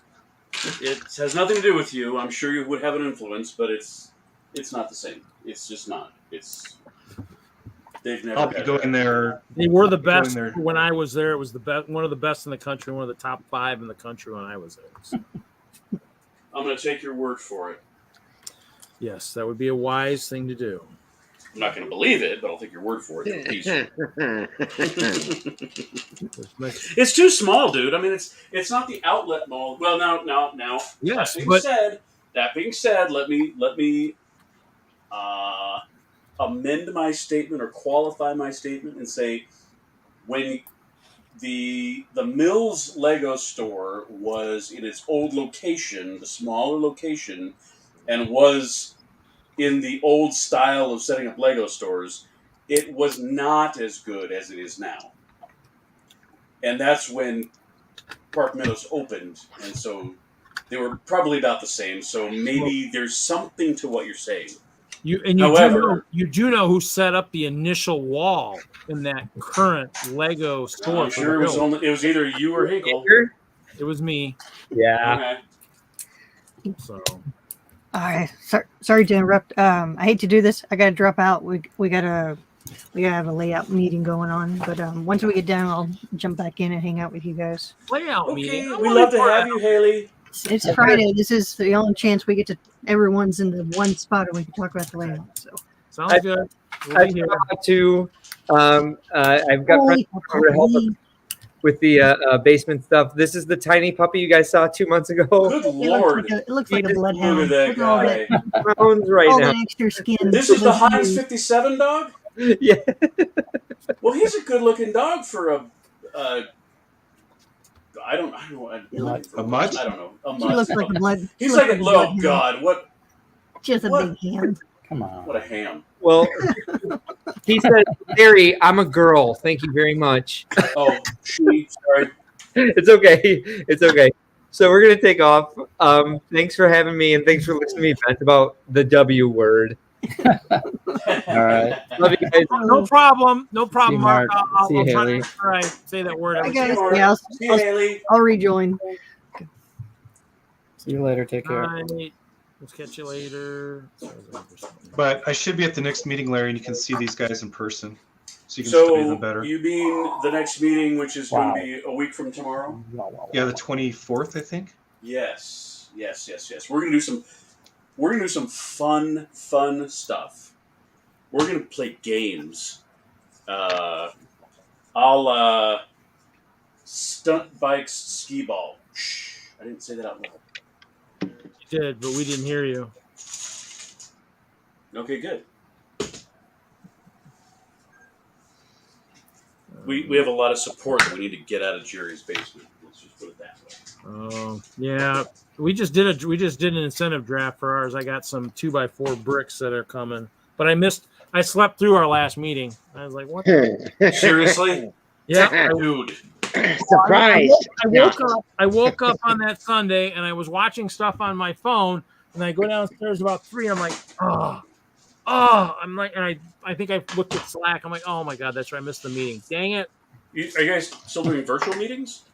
No, I just slept through leaving your house. I just Saturday night I watched a movie. I watched Midway, the new Midway movie, until 2 a.m, and then I went to sleep, and I forgot that was a bad movie. It's a pretty good movie. I liked it. Actually, I liked the fact that it told more about like the actual people at the end. I thought that was kind of nice in terms of what happened to them. That's kind of it was a good movie. I liked it. Yeah, my wife and I did something. This was kind of insane. This was a last Saturday night, I think. We decided, hey, she's like, I'm in the mood to watch a comedy. And I'm like, all right. No, I like comedies, but she likes to watch the like some classic ones, and it's like 80s stuff and 90s stuff. I'm like, okay, that's fine. So she's like, I want to watch American Pie. I'm like, oh my gosh, that's a great movie. We should watch American Pie. We ended up we binge watched all 4 American Pie movies back to back to back to back. Stayed up to like 2 a.m. And it was, my wife can't usually stay awake through like one movie, but we made it through 4 stinking American Pie movies. They're so funny. So this was this. They don't have this. They don't allow this storage like they used to. This is what I had at Park Meadows. I even had the sheet over here that actually said like, you know, what was where and type thing. But in the end, that was kind of the thing. I mean, but the thing is, it isn't so much even what the stores have. It's what you order. It's who orders it. If you have a brick hound at the store that's really into the brick, that knows the brick, knows what people want, listens to the customers, then you're gonna have great stuff. Plus, I mean, it really has. This is the first time it's been good since probably 2013 in my book. I mean, this is the first time it's actually started to really be good. Good. I mean, lots of good pick-a-brick. I'm talking. You're talking. What do you say? Now it's good, as good as it used to be. Or well, yeah. Back in 2013 or 2014, back in there before it started to become all generic and straight across the board, there was lots of good choices. I mean, I got sheets. I got those booklets all over the place in my stuff that I saved when you had 500 picks to choose from. I mean, when you got 500 pieces to choose from, I mean, you got a lot of choices. And, I mean, they always had a lot of 2x4s. I mean, it started after they stopped doing the boxes, the holiday fill boxes. I think that's kind of where it started to kind of also go down a little bit. But, I mean, Pick-a-Bricks the Mills has more space, and their back room is probably 2 to 3 times the size. Their back space must be enormous because it's huge. Their back room is about as big as the whole Park Meadows store. It's floor and back room. Oh yeah, I believe it because they keep, because they're an outlet store, they have all the damaged sets back there, and basically you can go in and I don't think I've ever heard anyone ask, do you have this in a damaged set, and then say no. They're like, oh yeah. Yeah, and I know that they probably have 100 of those Fab 5 lofts back there, because I think a part of it too is a lot of it. Even you would think like Mall of America should be great because they're a big store, but I think in the end, even them, I don't think has always been really good because you've got Jesse up there, Mike's gone there a bunch too, and so in the end, you just each store is a little bit different, and it's kind of those things where it's nice when it's always good, and it's nice when there's lots of good picks, and that's why anybody listening, if you aren't a member of the Pick-a-Brick Wall Exchange group in Facebook, if you're looking to get stuff elsewhere and you don't have either a wall near you or close to you, a store, and you're looking for stuff, that is a great place. I actually have 2 outstanding orders, I think, out there that I need to have. One, I'm waiting for the guy to bill me at some point on what I ordered probably a couple months ago. He hasn't invoiced. He hasn't told me what I owe yet. So, but it's a good group. Those groups are good and they're out there. And so, if you're looking for stuff, I would recommend that in a heartbeat because you just never know what's going to be out there. There's some parts in here that do not belong. Where did all this stuff come from? The missing stuff. This isn't. I must have one of these. Some of these sets must be. That or I got a couple extras here that are open. These figures are not built. Oh yeah, Larry, I did build the Lego set. Wait, what? A Lego set? What? Which one? The best one. Oh boy. It's a good one to build. The AT-AT. I got one too. It's a good one. That one. I got that one, and then I got, Oh, of course you built that one. Yeah, this thing is fantastic. It looks awesome, dude. It is. Yeah, the designer just killed it. Because I was looking over the original side by side, and the way that this thing was constructed, the technique used to pin in all of these compound angles flush with the wedge plates. Yeah, it's brilliant, man. It's insane what the designer did when they. I kind of like this one. This one's kind of nice too. So. Yeah. And then of course this one too, the really small one. It's kind of nice, but not quite as nice as this one back here. It's a beautiful castle. I mean, their designers for the 90 years of play sets or icons. Is that what they're called? Icons. Maybe, yeah. I mean, I'm waiting to see what happens with the Target one, the Viking thing. That's what I want to see. That's the one I want. Well, they already did the Black Sea Barracuda through ideas, so that's why the pirate ship didn't go through. But I'm glad there was a spaceship, a castle. The only other thing we need to do is get a monorail out there. Right? What? Yeah, I think that Viking thing through the Target is going to be pretty good too. I think that's going to be pretty hot. So that'd be pretty nice. So we'll see. That's, I think they're doing another one too. I thought I got some kind of a notice on that too recently about another Target contest or something out there or something. I don't know if they go. What is this stuff? Yes, parts. Moto, did you say that you are planning on Salt Lake City next year? Yeah. Good.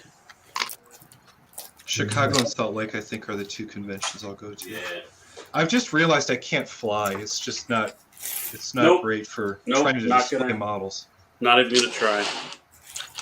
I mean, unless I got nothing to bring, but then what's the point? Yeah, I like to display my latest models, and a lot of them just will not. They're just not. The size is just too large for flying. Yeah. Oh man, you know what I did is I forgot. I got the packages back from that museum, and I haven't opened them to see how the model looks. Oh. The one down in Texas? Yeah, they shipped it finally wrapped up, and they packed it up for me. Wow.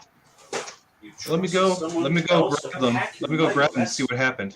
That's weird. Okay.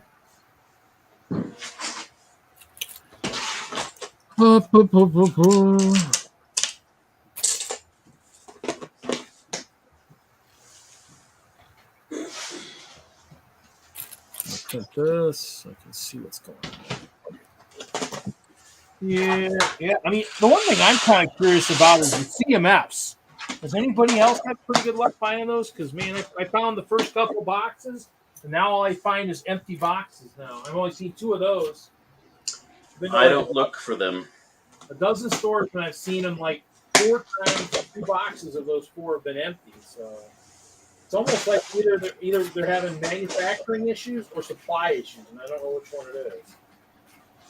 But, well, I'm looking. This one's got some neat ones I kind of want. So I mean, I'm kind of been looking a little bit. But that fighter tank was the one thing I bought. Actually, I don't think I want to open the other one. I was going to build them both, but the figure in this other one. This one here, this tank here. Let's see, let me put this on. Let's see here. So, actually, I need the other.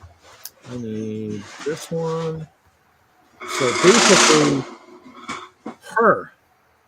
she's like this is the only set she's in, and I think on Bricklink she's like $30 or $40, and then the she's a great character. Yeah, and the Clone Trooper, this one gunner with the way he's only in this set, and he's like $15, $16. I'm like, the set was $20. I was like, do I want to open it? It's like crap. I mean, that's the problem. On Bricklink, the set is less than the figure that's in it. No, the set is the set I think is still like 50 or 60 or 75 or something. And the set is, but I mean, you could part it out too and maybe get a little bit more money because the figs, are worth a fair amount of money. But yeah, I don't know. It's kind of a little bit of this, a little bit of that, and so song, little dance. Yeah, I mean, in the end, I have a Bricklink store. I don't really use it. It's kind of things where it's. I got this. I got some parts here. These Jungle Duels I opened up for some reason, and I don't know why I opened them. I must have wanted something out of them. Look at those old bags. Make sure those minifigs can breathe, baby. Put those holes in those bags. Right. It's for outgassing. It's just this is not a good sign. Uh-oh. Oh no, dude. No. Time to open it up. Let's see what happened. Is there something still in the box? Well, I hope so. Maybe it got inspected and they confiscated what was in the box. Yeah, shipping.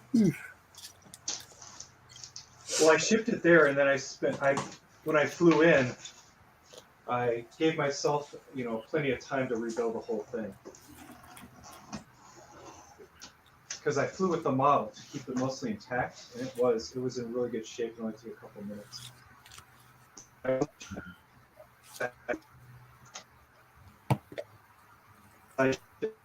Oh, you're a little digital. Just be aware of that. Somebody's streaming somewhere in the house. We'll wait until you get an open. I think you might have frozen too. Possibly. Give him a minute. I know there's a few people that have been having some major internet issues too. I think Richard down in Arkansas said he's been having some major issues too with his internet having lots of crazy issues. Oh, okay, these do go with us. Okay. Two of those. A. Okay, I don't have those. How many of those? We'll do one for now. A. Can you guys hear me now? We can hear you. You just froze up for a minute, so we just took it off the big screen until I just want to let you know, whoever packed this, it is complete. It looks like it's complete bubble wrap in a cube. Mm-hmm. So, that's good. Yeah. Oh my God.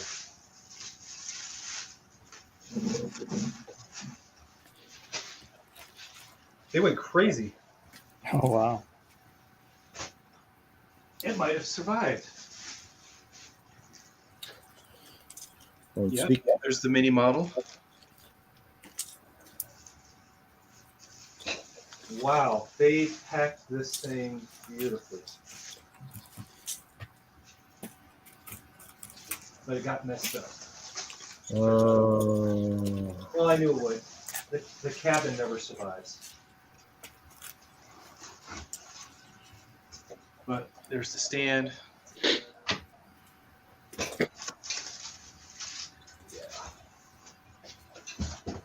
I won't take it out too much. Here's the ship. Yeah. Oh no. Yeah, the front always gets obliterated.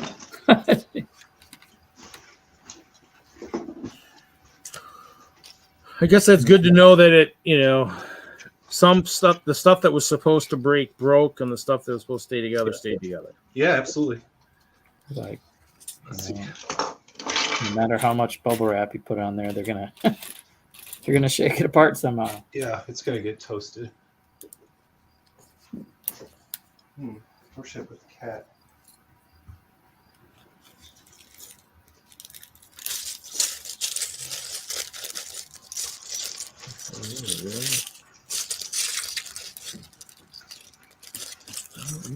I don't see them there. Whoa. Hello there. Whoa. Lost the head. Lost the head. A head rolled. It rolled somewhere.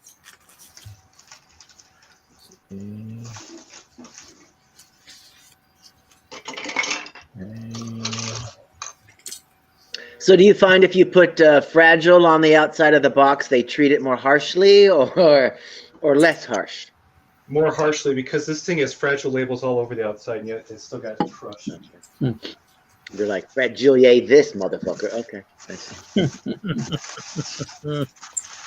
No, I mean, if you've ever seen the processing facilities for shipping, they're just conveyor belts and everything tumbles along as it goes.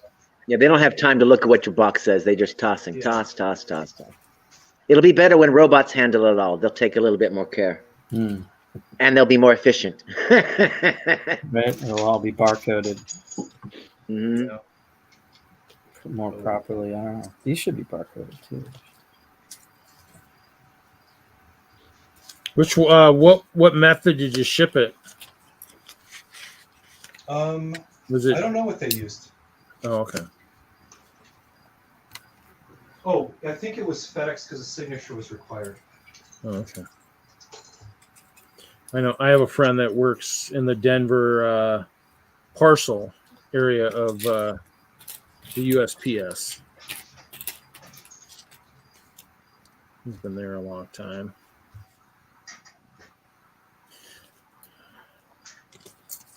Okay, so let's see what we need. Make sure we have guys here. So Indy. Can't see that face. Guessing that's got to be him. That's her, and that's Mutt. That's Mutt. Right. And that's Indy.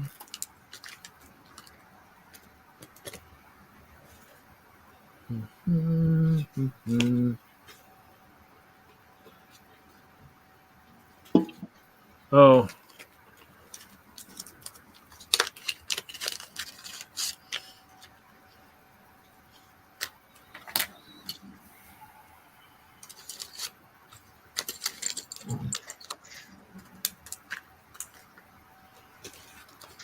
Oh, that is part of that one. Okay, so throw that in there.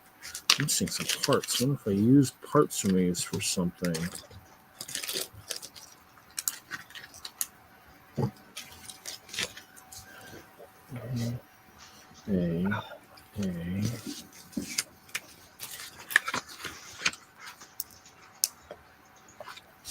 Take a break.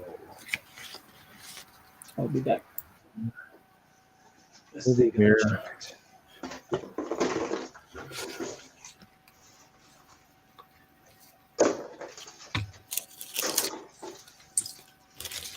Okay, so I'm just going to find the parts that I'm missing.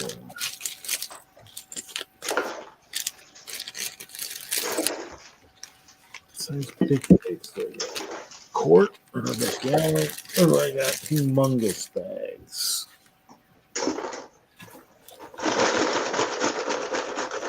A sinking suspicion that is a humongous bag.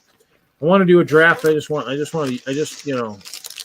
I would have had these when we used to hand out the brick after the DENLUG meetings. I just want one of these big honking 2-3 gallon bags. I got my bag. I'm ready.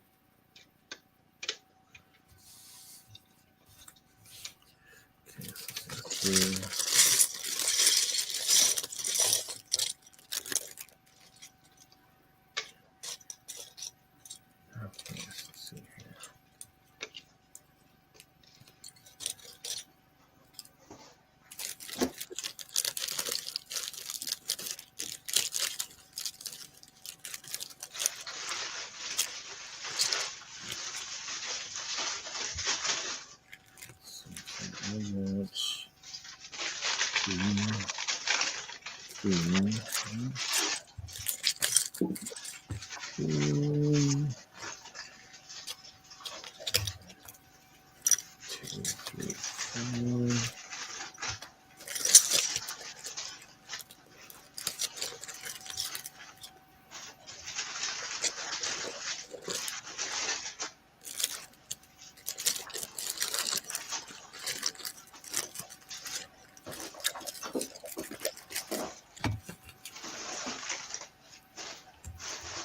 Friday night, empty screens. We'll just put. I'm here.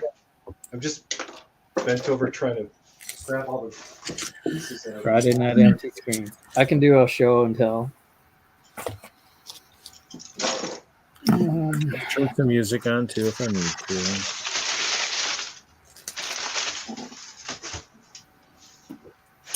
It happens to the best of us. So. I did this week. Boom, boom, boom, boom. 4 corners instead of the cutout. So which part was the set and which part is like the roof is the only part left that's just the set, right? So the set was like a cake cut down here. You didn't have any of this wall. You didn't have any of this wall. So it was a corner for like play type kind of stuff. Yeah, it had a cutout play feature like it was just flat, and you had a modular. You put in a monster, or put in some portal door. So I got to finish the roof. But inside, I got the banister staircase built in and floor tiled with the colors, the dark orange. It'd be so much better if it wasn't cropped, but you know. Yeah, not cropped. There you go. No, I know. I mean the actual full screen of the stream because he's got that. He's using that setting that gives us that silly border. No, that's the background. Yeah, I know, but you can turn that off so we don't have to see that. And he would fill the entire screen. But hey, No, turn the background off. Okay. No, the reason he's on there is because somebody put a chat up there, and that's why. no, I can see a border of shields all the way around him when he's on full screen. You can get rid of that. I will get rid of it, but I choose to show the border. See, it's even now we're smaller than we could be.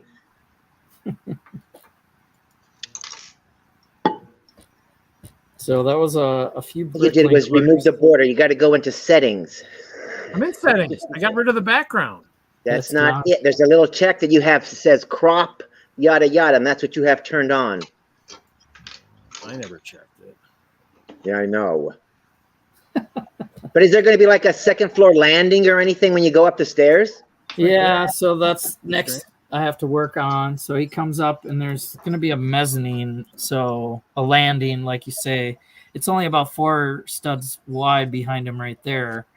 And another 3 sticking out here and here that can come across. And then in front of the window in front can be a little bit larger. Okay. Is it just going to...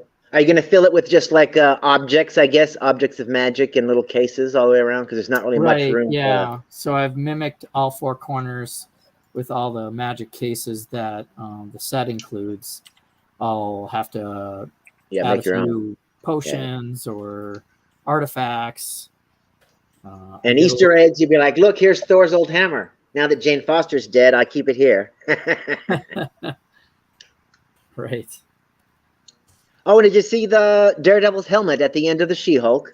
Yeah, that was the only part that was okay. yeah, the entire show, I'm just kind of like, what is... It's like, why are we watching Ally McBeal? Yeah, there's no action. And Titania's like her main villain. Is ridiculous. Yeah, and it was a court battle. Dumpster fire on the alley side. So, yeah, unfortunately... When you do this, you use the whole base plate. But if you put it next to a modular city street, you could have an alley. But this is like using the whole base plate from stud to stud here. And then, there's a little bit for the staircase in front, but when you build a Mills City like sidewalk, you have 5 studs of a sidewalk anyway, so I think you get plenty when you build the buildings using the whole base plate. So this is not the only building I've done like. Right. Well, plus if you wanted to add something to the front of it, you could always just add something there anyway. Just slide it in there. Yeah. Just add it there. And then just slide the building next to it. Yeah. This was something I wanted to do with that set all along, and added some of the features from my mock inside. So that staircase and some of the clocks, like you're saying. And of course, it will be lit up, right? So when you look at it, all the windows will be glowing, right? I'm sure. With interior light.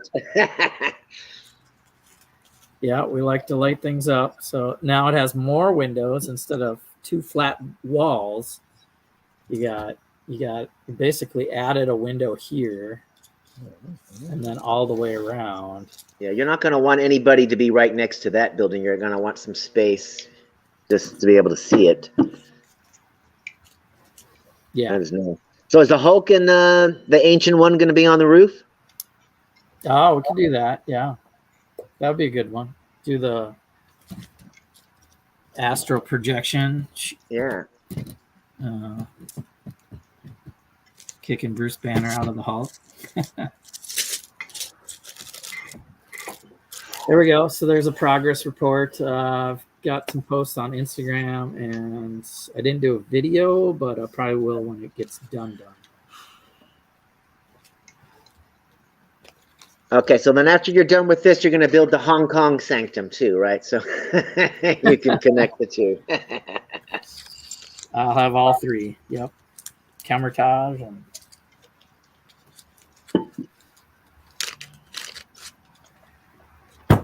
that's my show and tell. This week anyway. So I've been busy.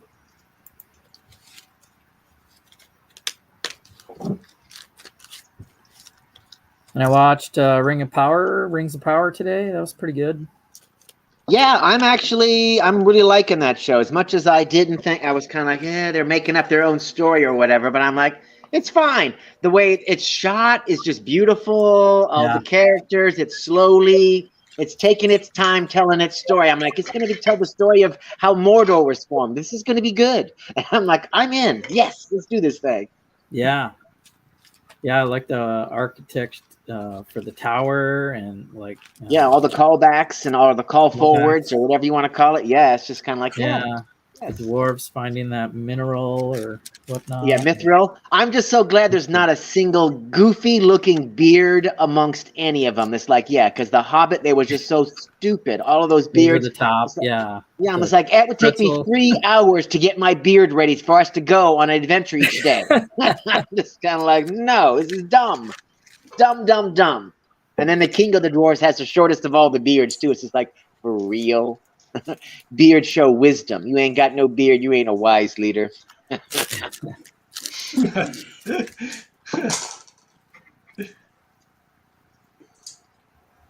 yeah, I got the feels at the end of the last episode. I'm like, oh yeah, let's do this thing. And then the king of that southern guy or whatever. Don't spoil anything. But I feel like that. You haven't seen it yet, but that southern king guy. I kind of have an idea of who he might eventually be an ancestor of. Yeah, it's all speculation right now. Right, well, especially because the way he talked in this episode, They moved the plot along on the 2 storylines anyway. Yes. Which is good. In that amount of time, I was like, oh my gosh. It's like watching a movie. It was great. And then there's She-Hulk. It's like 5 minutes and it's over. And it did nothing. Nothing happened. Hey, let's make a superhero show where no superhero stuff happens. They had your fake Deadpool Nikes. that was like the big cameo. Daredevil's helmet and Deadpool shoe Jordans. Yeah, well, I mean, dude, I got nothing, man. I got nothing. And House of the Dragon this week. I'm so glad I'm not doing your show, Jesse, because I have nothing to say. I only do it when it's necessary, and it is definitely not. I mean, I'd rather do it for Rings of Power and House of Dragon, right? And we could talk Hot D. I can't even get over the CGI. It drives me insane.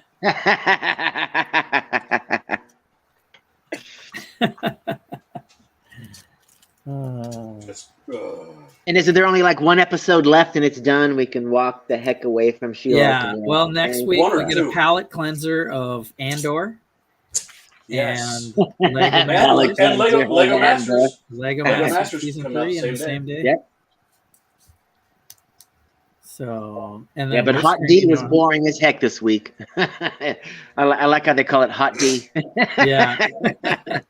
Hot D. Yeah, it was boring. It was boring. I'm like, almost fell asleep. It's like, this is lame. House of the Ring of Power, I watched 2 times. I had to watch it again as soon as I was done watching it. I'm like, let me see that again. I almost did that, yeah. Yeah, House of the Dragon, I went and ate a sandwich. Like, that was lame. Lots anyway. I'm looking forward to I'm sorry, I'm about to turn in my Marvel fan club card. I shit you not, man. Or at least for Disney Plus. The only thing I really liked out of all of them is the Falcon and Winter Soldier. For me, that was the only thing that actually connected really with the MCU and kind of moved somebody's storyline forward for a movie. It's the rest of it is just kind of like this, aren't these cute little exercises in writing? Like, oh, can I write a comedy? You know, a half-hour situation comedy? Yes, I can.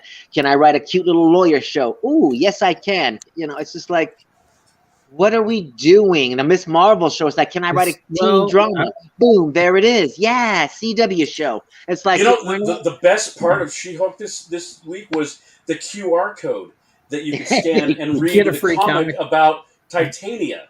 Yeah, which was a throwback to Secret Wars and like redrew scenes from like a different angle of the comic, and that was my favorite part. The thing is, like with Disney Plus, it's just like they're issuing comics miniseries, reissue. Like they're trying everything in paperbacks, and now they can do it with streaming services. So there's going to be some bonkers out there, dude.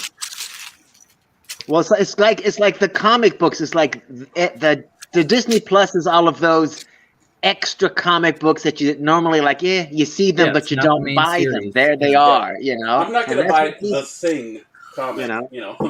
Yeah, Swamp Thing or Man Thing or oh look, Howling Commando. You know, something you're just looking at. You're like, yeah, that nice. You know, you might pick it up if your favorite villain is on the cover, but you're not gonna care. You know. I'll tell you what, speaking of Man Thing, there's an important key, if you ever run across it, that you have to get your hands on, is the giant-sized Man Thing. You've got to get that one. Just because. Lost Moto. Bye, Moto.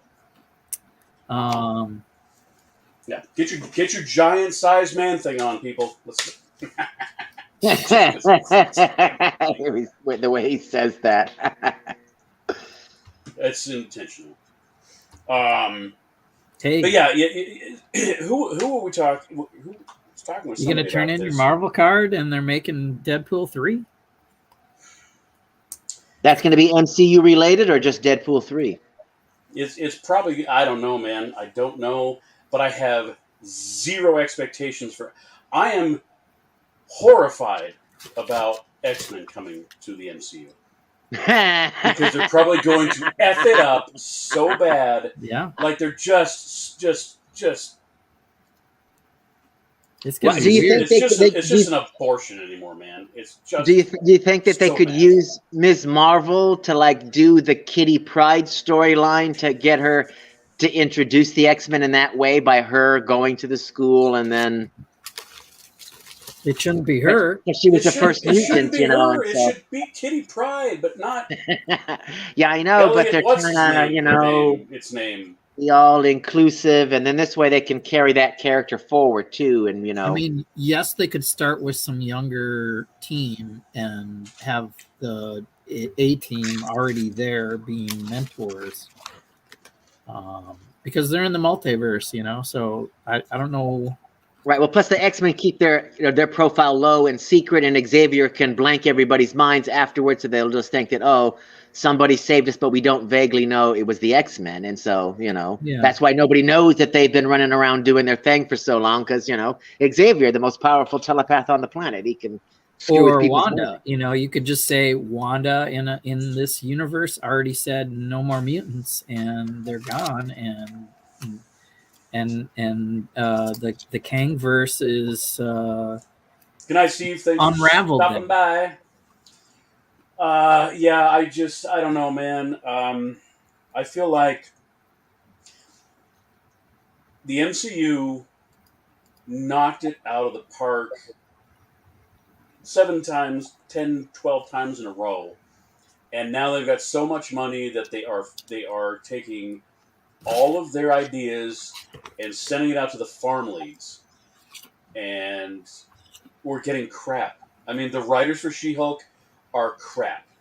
The CGI designers for She-Hulk are crap. You're not living up to the standard of what the MCU created. Right. They should have Mike dropped at the end of Endgame. They should have been like, boom, we're done. No more Marvel movies. No, but everybody got greedy. They saw everyone. Nobody can see anything but dollar signs. They don't see being. They don't have to. I was having this conversation in the last 2 weeks. They don't have to do anything now. They don't have to try anymore. No, they'll get people get viewers, subscribers. I think it was Stud Sidious actually. We were having this conversation because now they literally they are farming it out to interns to do the CGI because the big players that did it right for Endgame, they've made their money. Now they're big stars, and now they can't afford them. Well, they can probably afford them, but they don't want to spend their money on it when they know they can just shell out a Ms. Marvel or a She-Hulk or a Thor: Love and Thunder, and people are just going to, I'm going to give you my money. I'm just going to give you my money.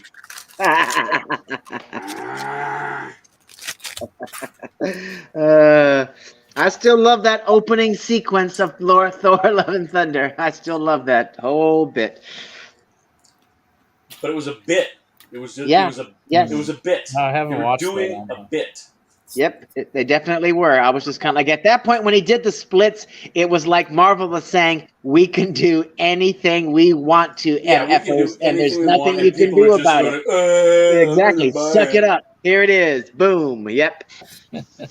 That's how I felt when I saw that. I was just kind of like, wow, they don't give a crap. They don't. It's just like, okay, because that's not Thor. I don't care. His story arc did not lead him to doing the splits action like that. It's just like, what are we doing? No. And then he becomes himself at the end of the movie. So it's just kind of like, it's like, this is Thor right here. Okay, this guy at the end of the movie, this is who he is. All serious and blah, blah, blah. Yeah, he jokes a little here and there, but he's not a traveling comedy routine that goes through the galaxy, doing his thing. So I don't know. I just think Thor should just be done. They should be like, thanks, pat him on the head, and send him on his way. Be like, all right, let's just. But they said Thor will return. So yes, I know.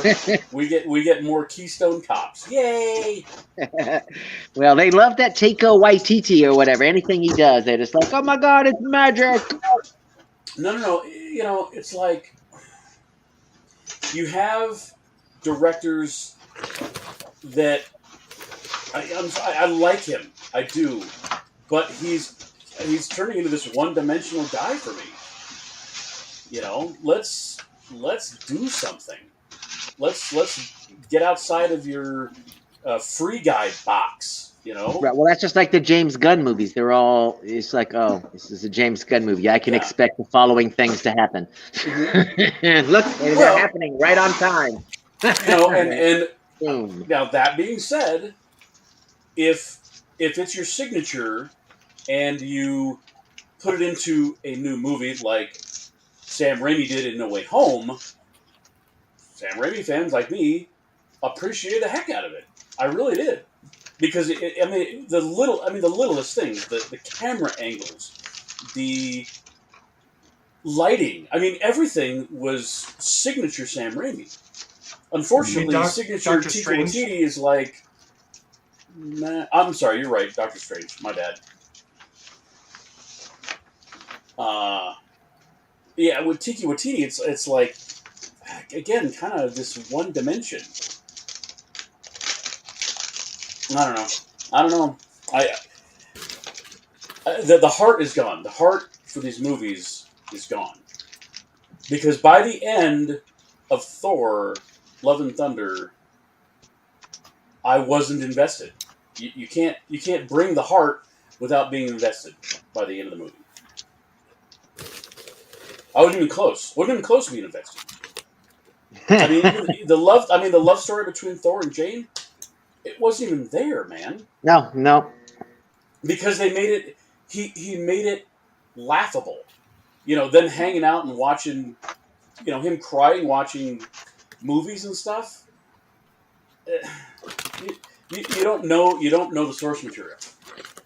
Well, the fact that they got rid of her and then all of a sudden, boom, we're supposed to care about this lady with cancer. I'm just like, where were you last movie? Where is this like, who, what? Okay, you have cancer now, you're dying, and the hammer can't. Why would the hammer come to you in the first place? Mm-hmm. It's making no sense to me. So it's like, well, okay, whatever. Whatever. It made no sense. It was just like no, and, whatever. And they took out. So apparently there was a whole scene where, in her calling to Mjolnir, she comes to it and it comes together. There's a whole big thing where she transforms. They cut that out. They cut out all the God Butcher stuff. They filmed a whole bunch of Christian Bale killing gods. That was key to this story. Yeah. If you read that story, and that's what gets you invested, because it goes through his butchery and his. It needed more gore. That was one of its main problems. It needed more of that. Exactly. There was, you can make a movie that's dark, that has its light moments. Inglourious Bastards. There's a great example of a really dark movie that had some moments of humor, and I think that's maybe more the flavor that this movie should have had. But again, it's Disney. But Disney. Right, and it's fun superhero. It's supposed to be a fun superhero movie. We're supposed to be fun. It's in the summer. I don't want fun superhero movies anymore. I want superheroes being superheroes. I want making tough moral choices like they do in the comic books. I want the boys, and I want Invincible, and I want Marvel to inch their way in that direction. That's what I want. Yeah, because it's like Spider-Man. You had that that choice at the end: kill the Green Goblin or not. And he had to he had to make a choice. They had to make so that's what I feel like. That's what's missing from like Thor: Love and Thunder and most of those. It's like the hard moral choices and the consequences. That's what comic books are about. It's like, that's why they're so filled with such drama, because there's, such pathos that takes place in these things. And we're not getting all of that. We're just getting, I don't know. We're getting less of it. And it bleeds over into Star Wars. It's just like, I don't know. Well, hopefully Andrew will be good, because the stories that were told, there's nothing left for us. We might as well just find another planet. Right. Well, I'm just hoping that everybody's going to be like, dang, those rebels are dark. By the time Andor's over, they're going to be like, dang, I don't know if I should be supporting the rebels. Dang. See, that's a thing, man. That's what they need to do. Make everybody go, dang, maybe I should be for the Empire. Maybe Palpatine was right.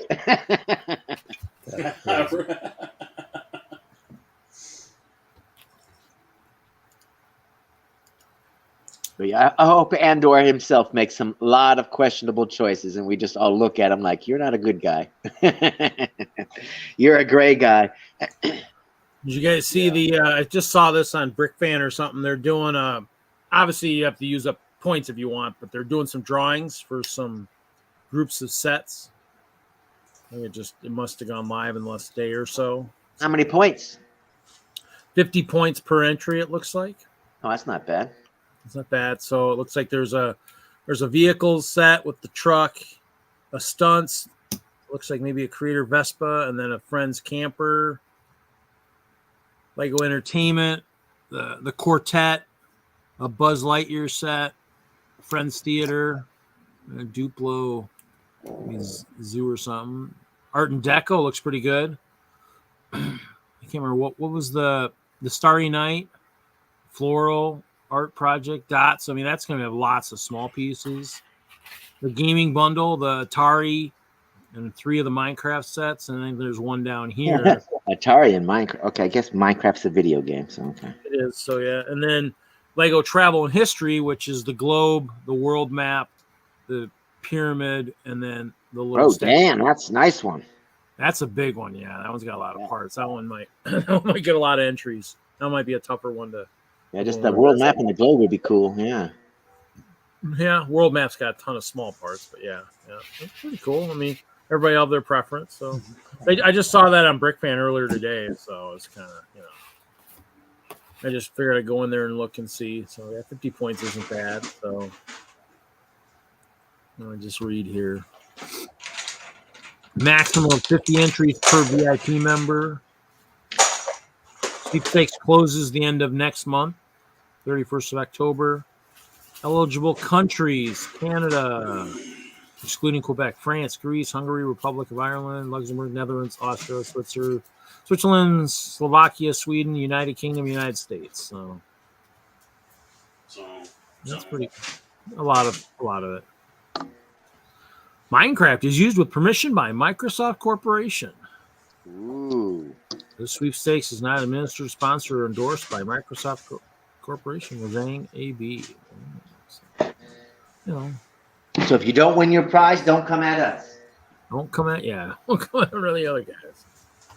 Well, yeah. Well, I mean, they're giving. I mean, in the end, they want a lot of people to, I mean, if a lot of people do it and spend a lot of points, but there's people that have a lot of points and they're not really using it. Yeah, you're right. You are basically, unless you luck out and win. I'd rather have them recreate that giant Chima set that they had almost a decade ago. That I'd put all my points in to try to win that. I would care less if I won or not. That'd be just kind of fun to do. I wasn't eligible for that contest because I was a Lego employee at the time. Couldn't offer my giant Ice Bear fortress. I'm gonna build another spaceship.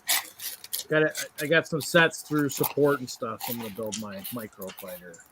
My Kylo Ren microfighter. Is it, that should take you about 7.5 minutes. Something through our support, not for resale.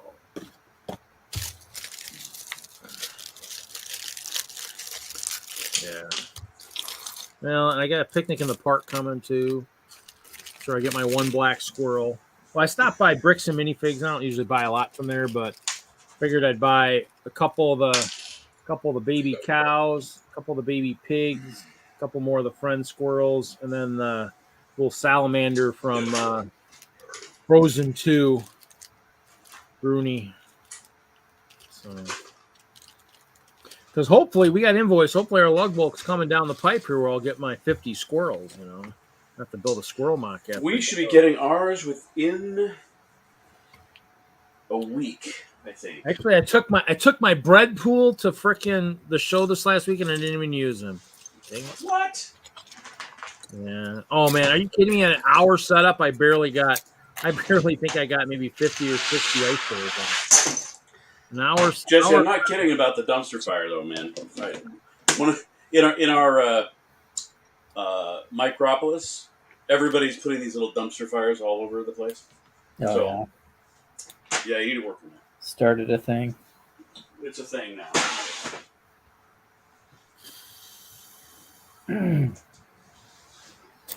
That wasn't the first one either.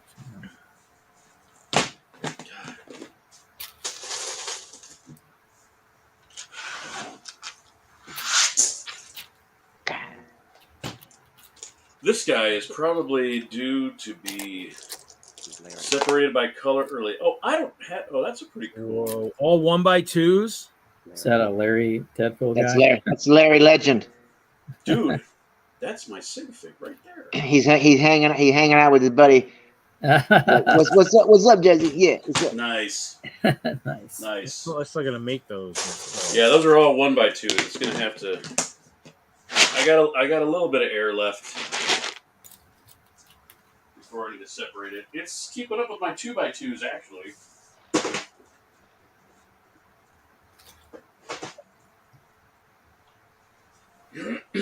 Some good sig figs there. Reed's in the house. He's a ice bear. I have an ice bear. He sent me an ice bear. I won a ice bear giveaway from Reed, so I use that for Reed. Oh, sweet. He lives in Dresser-Topless. He has a house and everything. He has an apartment. He's like, whoop, there he is. He hangs out on the balcony.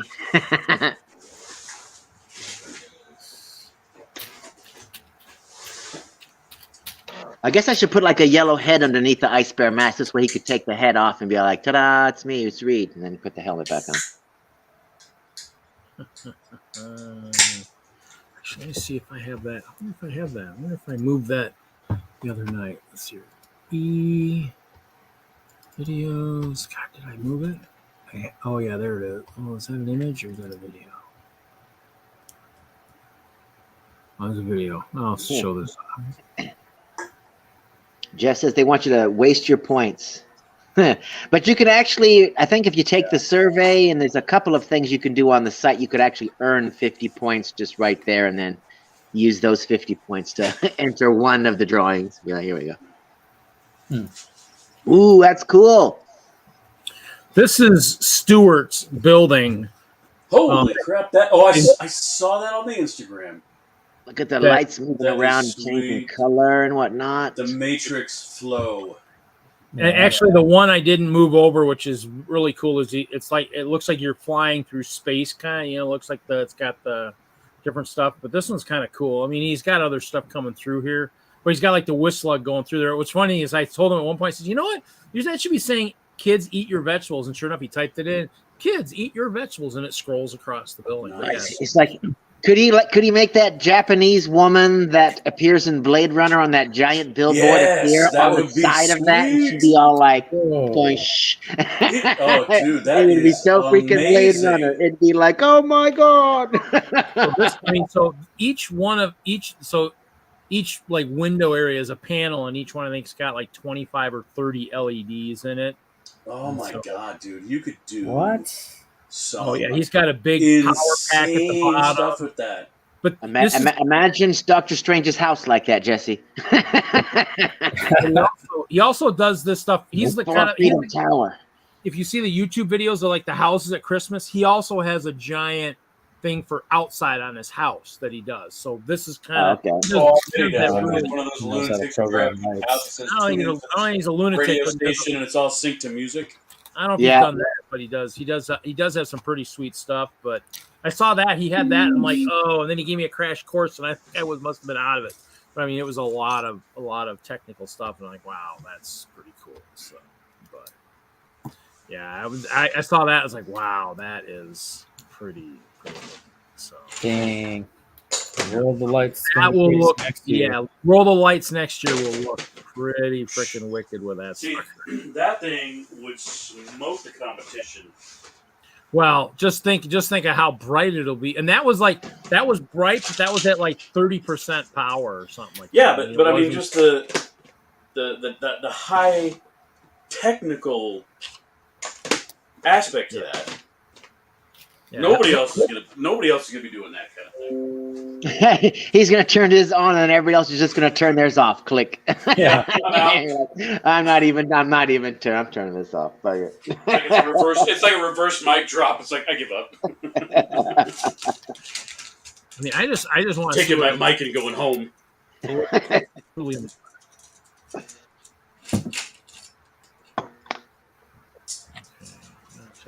I should have done this earlier. I wasn't thinking. Yeah, he'd be like, no one else is turning theirs on? Yeah. Silent Hall. It's the Roaring 20s. They didn't have lights like that. Well, now actually, he might be able to do something cool with that. I suppose you're right. With the Roaring 20s, he might be able to make it look maybe more neon-y or something. I don't know. Yeah, lights going up and down or something, yeah. So, what comes to your minds, boys, when you think Roaring 20s? Outside of, the 1920s and the culture. What else is there?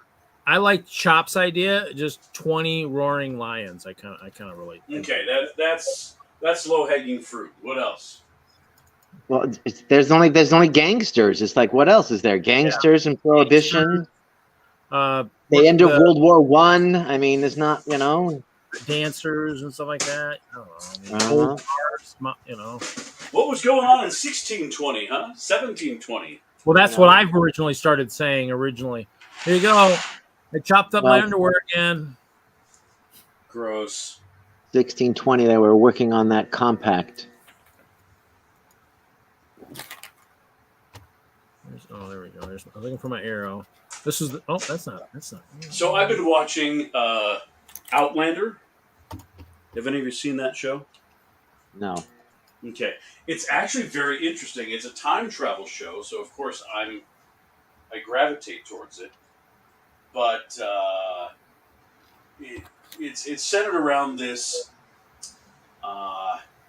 this woman who is She was a combat nurse for the British Army in World War II, and right at the end of World War II, when everybody's coming home and everything, she ends up going through these magic, like, druid stones.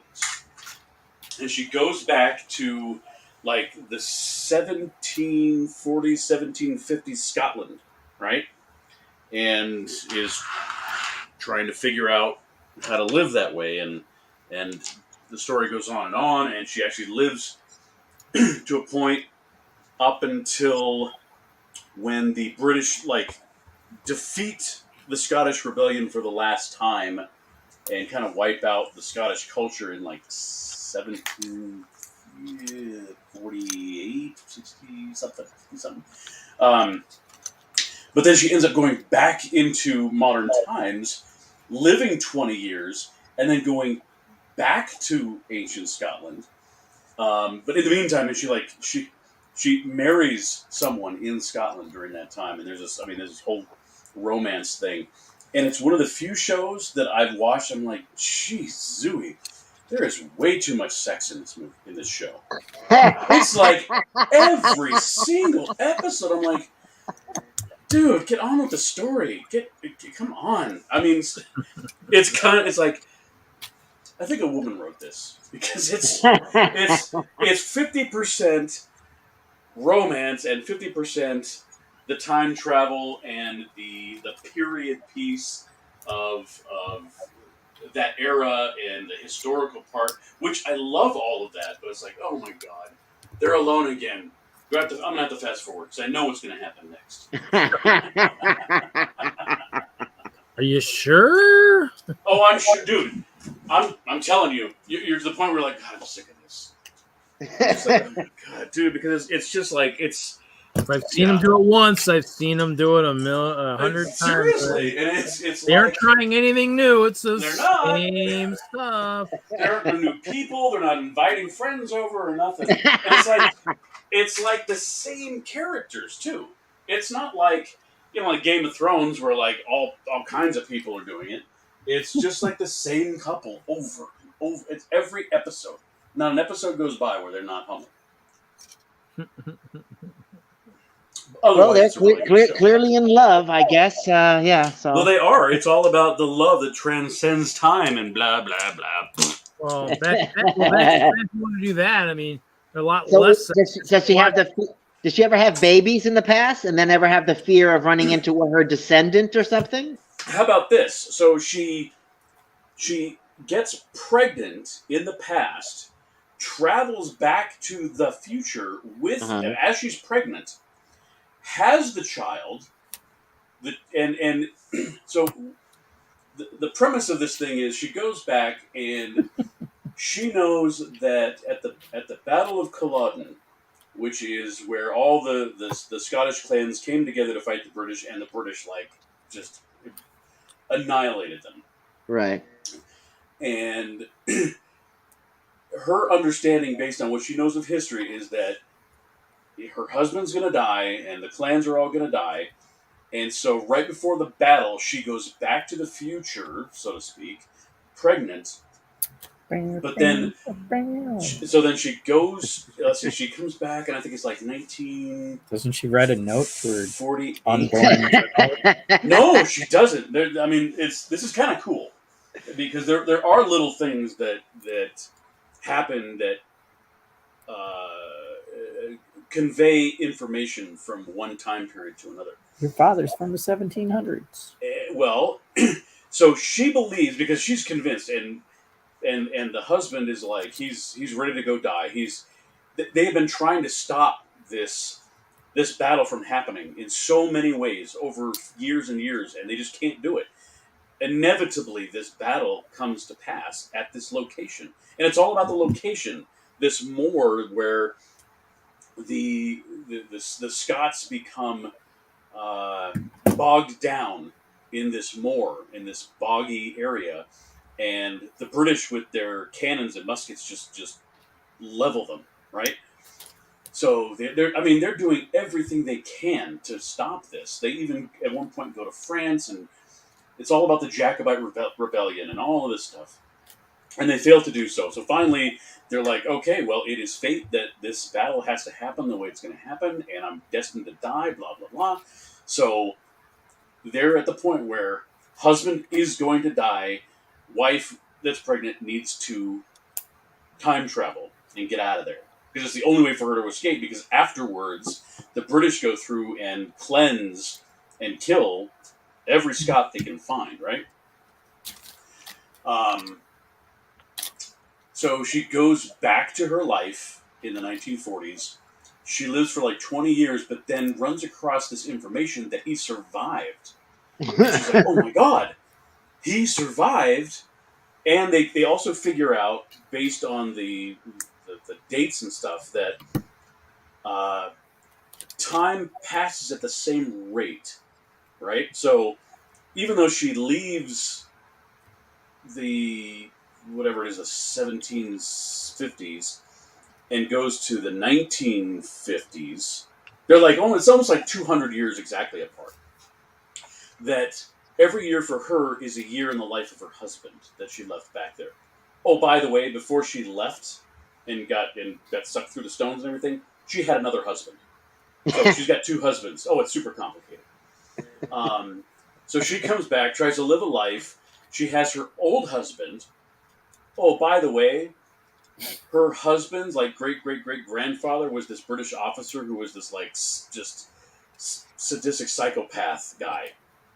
Who, yeah, that's very interesting because the same actor plays both this British officer who's just this evil guy and her loving husband in the future, great grandson, right? It's great. I mean, I think that's a great part of this. But anyway, she goes back out because in the past she gets another husband and she loves him more than her old husband. Blah blah blah. They raise the daughter for 20 years in modern times. It's modern times. It's like the 50s and 60s that they raised this kid. And then they stumble across some historical documents that say that her old Scottish husband survived the Battle of Culloden. And she's like, well, if he's alive, I have to go back. Because she ends up, they're going to get a divorce with her modern day husband. Get a bow. There's, I mean, it's like the first episode. You're watching the show. It was originally on Stars, and now you can get it on Netflix. And yeah, it's there's some sex. So how pregnant was she when she came back through time? Like 3 months. Like 3 months pregnant. So the modern husband wasn't like, "Wow, you're suddenly super pregnant from yesterday," no, because she was gone for 3 years. She was missing for 3 years, and all of a sudden she just pops back up.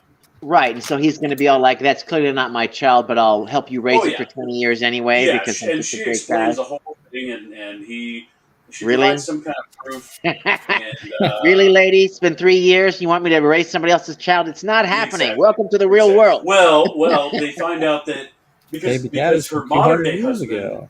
Her modern day husband is incapable of.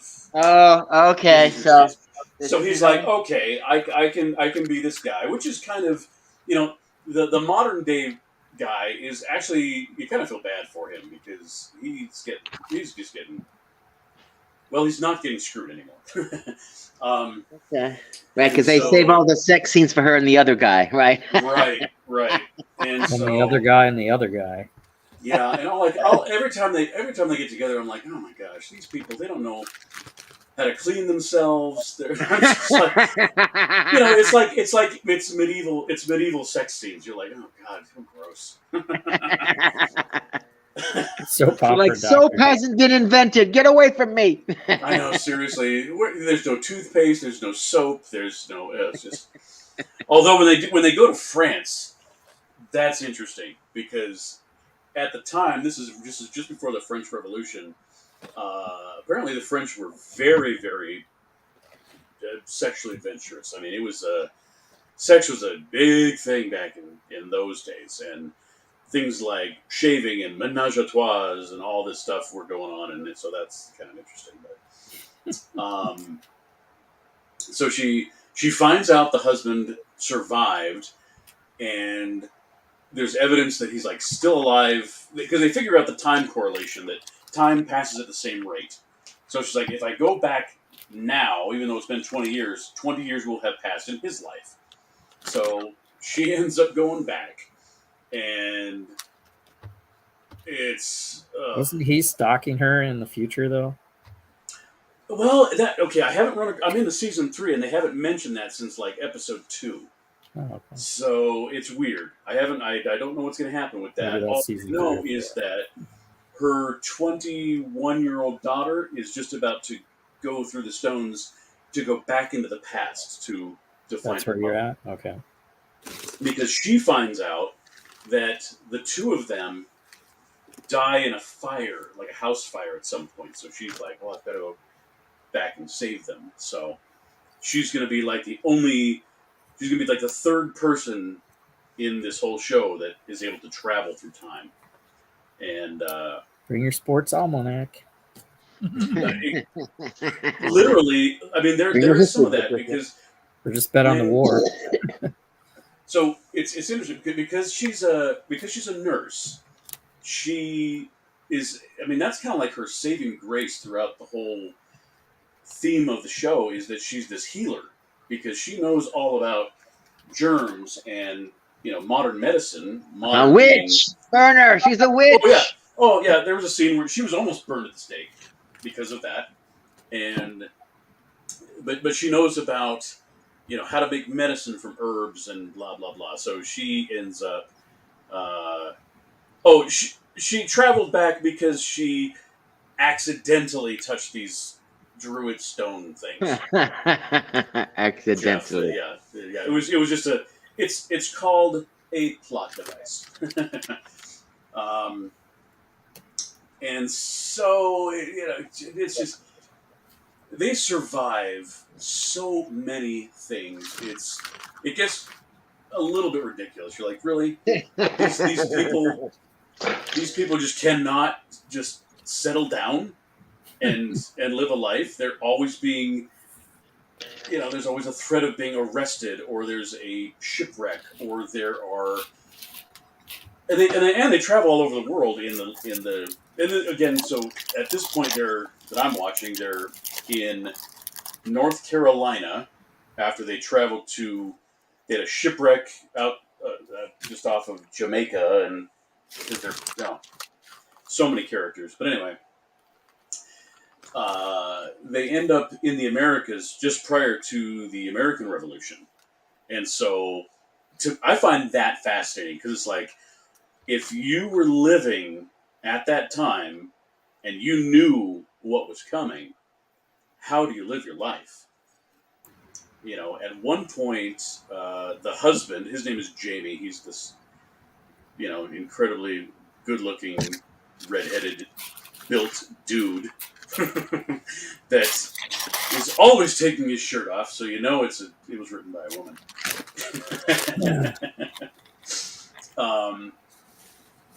At one point, he has an aunt that owns basically a southern plantation, and so you have the lead woman, Claire, and they are being offered this plantation with 150 slaves, and she's like, I am not okay with this. And so they just reject it. They're like, nope, we can't do it because we're not going to own people. And that was actually a great series of episodes because they were really addressing what it was like back then and why they couldn't because they had this idea. It's like, well, let's take the plantation and we can free all the slaves. That's not going to be good. Well, that's exactly right. And they explain it in detail, and it's very interesting because even if you wanted to, you couldn't. If you did, you would. It was a death sentence for yourself, basically. And probably most of the people you were going to free. Yep. Because of the laws they had in place in North Carolina in that time, you could only set a slave free if they had basically saved your life, right? And so they're like, well, we can't prove that all 150 slaves here saved a life, so that's not going to happen. But if you did, every single one of your neighbors would basically come and burn your plantation to the ground and kill you, because that's their livelihood. That is how they make their money. And yeah, plus my slaves might start getting crazy ideas. Hello. I mean, oh, yeah. That was another huge part of it. Yeah, control of society itself. So for that part of it was very, very thought-provoking, as well as the fact that the couple now, Jamie and Claire, Jamie is offered a land grant from the British governor of North Carolina for like 10,000 acres to basically form a settlement. And, you know, he could find his own settlers to populate this land and farm the land and build a society on this wilderness area. However, what's expected of him is that he is loyal to the crown. And again, they know what's coming. They know that the American Revolution is like 3, 4, 5 years away. And so they're going to have to put themselves in a position of, well, we can either lie and say that we're going to support the crown, or we're going to be on the side of the, what do they call them? The regulators. No, the regulators. They're called regulators, which were in North Carolina. That's what the kind of the quote-unquote Minutemen were called. These were the rebels. These were the Star Wars rebels of that time that were rebelling against the Empire. And they had that to deal with, but also the Cherokee Indian were on their land during that time. So that was something else. He's given this map, and he's like, here's your 10,000 acres, and they have this scene where they go around and they're pounding these stakes in to define the border of their land, and the Cherokee come into their little camp and start, throwing these spears, which are their boundary stakes, at them. And it's like, oh, so what you're saying is, these guys don't want you to come and just claim their land. So that's very claim America. Yeah. So I love the historical aspect of it, and having the foresight of history, and it's pretty good. It's super interesting. Again, watched it when it was like live. I think they're still putting out new episodes. I think up to season 7. Oh shoot! Yeah, stop watching it. Which would be weird because I'm in season 3 and they're supposed to die within 3 years. Yeah, I'm like, come on. So well, we not to cut your spoiler show short. Well, there's nothing else to talk about except for these stupid plastic There's toys. another time travel reboot coming out, Quantum Leap. I saw that. Oh, who's going to be the leaper? That'll be history and time travel also. Yes. Probably not so much sex scenes in Scotland, though. Okay, but how woke is it going to be now, though? Is it going to be super woke? Oh, I think the new guy is black. No. No?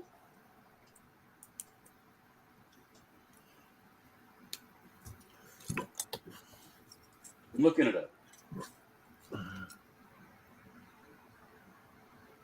Because you can only quantum leap in your own lifetime. You can't go beyond. Oh, I'm sorry. He's Asian.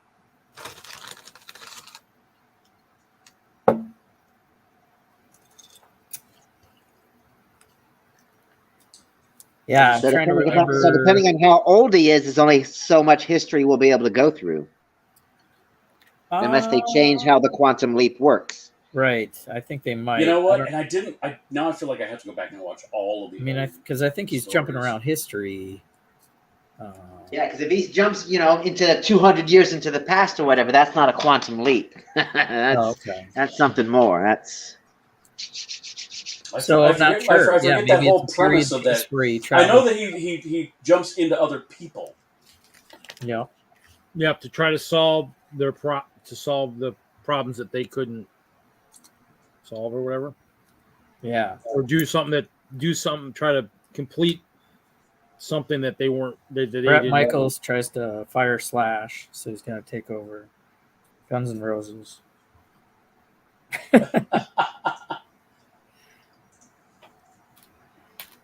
I don't know. It looks all right, though. I remember the first one for sure.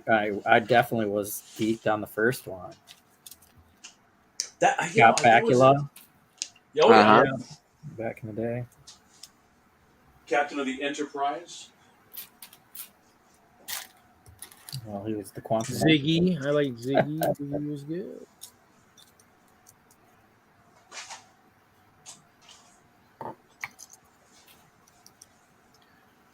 Fun stuff. Yeah, that's probably coming up real soon here too. So looks like it. Ironically, I was thinking of something today while I drive around too. I was thinking about too, in terms of what if some of our scientists are right, maybe not the one so much about global warming, but what happens if it's truly something where we truly are having another warm, what do they call it? Now I can't brain fart. Now the opposite of an ice age. Well, yeah, but yeah, where there's a warm trend, for 100 years or something, a warm age type thing, to the point where maybe that's what wiped out old civilizations. They always wonder, hey, how come these civilizations disappeared? We have nowadays with the modern technology, we have the ability to have the refrigeration and a lot of stuff where in the old days they might not have had that. So if they were stuck in areas down near the equator or stuff where maybe it got just so hot, you wonder if that's a possibility to where maybe that's what wiped out. We had just a warming trend for 100 years, wiped out a lot of people. So you kind of wonder, to the point where you think of it as global warming, where it's like permanent, but maybe it's just something where the planet warms every so often to try to, for better or for worse, try to get rid of the current population and have the planet kind of start over type kind of. Well, I think that humankind is far too adaptable, or well, for the most part, that's not the proper tense of that word. We are adaptive. Yeah. That it doesn't matter. I mean, whatever the climate, unless it's catastrophic, which I really don't believe it will be. I mean, if it could get really hot or it could get really cold, we know how to move around. We know how to protect ourselves. I don't think it's going to be an extinction level event like it was to primitive hominid species or other non-human life forms. Yeah, almost to the point where, yeah, you're right, where we can change to the point where maybe you have to move, or let's say the bulk of the United States population needs to move to the northern hemisphere, farther north, to stay cool. So everybody down south, it'll get so hot that you just can't live there. Now that would be kind of an interesting thing with that. Because you're right, people could move, and you have refrigeration and all that stuff that would maybe help. But yeah, you kind of wonder a little bit about that sometimes, Just because, like you said, I mean, the planet's been around for thousands of years. So the question is, at what point, is it really truly feasible that, because they always said there has been warm trends and stuff over the course of the planet. Well, I mean, the human beings as we know them, Homo sapiens, survived the last major ice age. The woolly mammoths, that the 10,000 years ago was the end of the last ice age, and even primitive man survived that because they were migratory, and they could get to warmer climates, and then, over hundreds and hundreds of generations, they were able to go back as the glaciers receded, and yada yada yada. That's because we are smart creatures. Yeah. even but more you so just now wonder than about like where they talk about like the Aztecs and stuff like that, where some of the populations were wiped out. You wonder if there was something where maybe they couldn't adapt. I don't believe they were wiped out due to climate problems. I believe that was they were probably wiped out due to war, disease, and assimilation. Yeah, but just even the ones that they, some of the populations they can't explain, you just kind of wonder if that maybe was something that maybe kind of happened. Yeah, but those are. I mean, if you look at are you talking about like mystery civilizations like what was that, Jamestown or like I said, the Aztecs and Mayans are large populations like that, big civilizations that decline rapidly. We look at it. It looks like it just shut off. One day it was there, one day it wasn't. Well, if it took 100 years for that civilization to disappear, that's actually. That's like 3 generations of people. It's easy to see where especially if they're isolated like they were.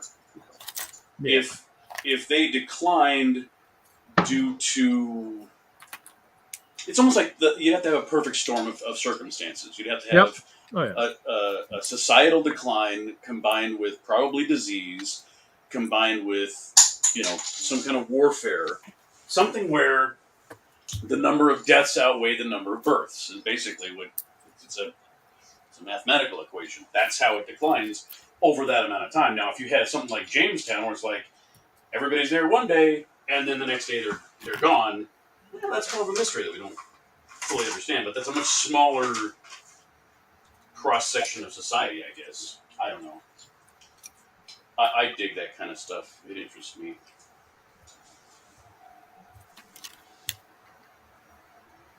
Yeah.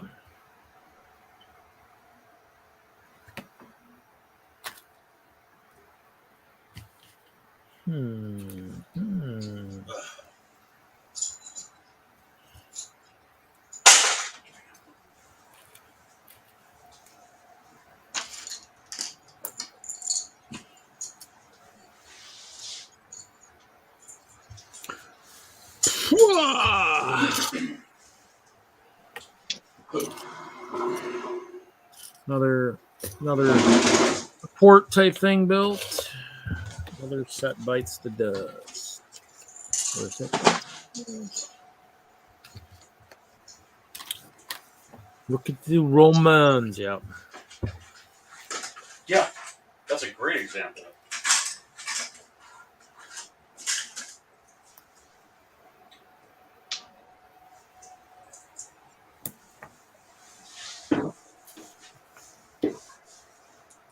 Did we ever get a full image of Jesse? No.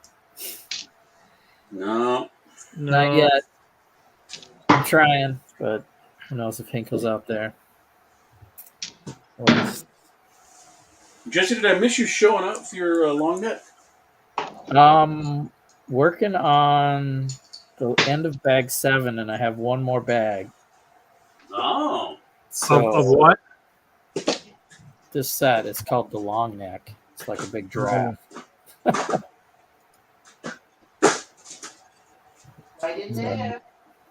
got one arm and 2 legs and a neck.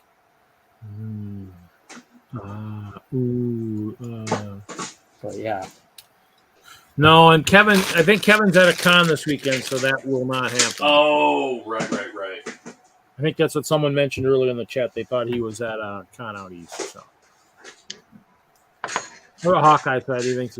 He does a lot of them, so he's had a lot of cons, so until he makes money.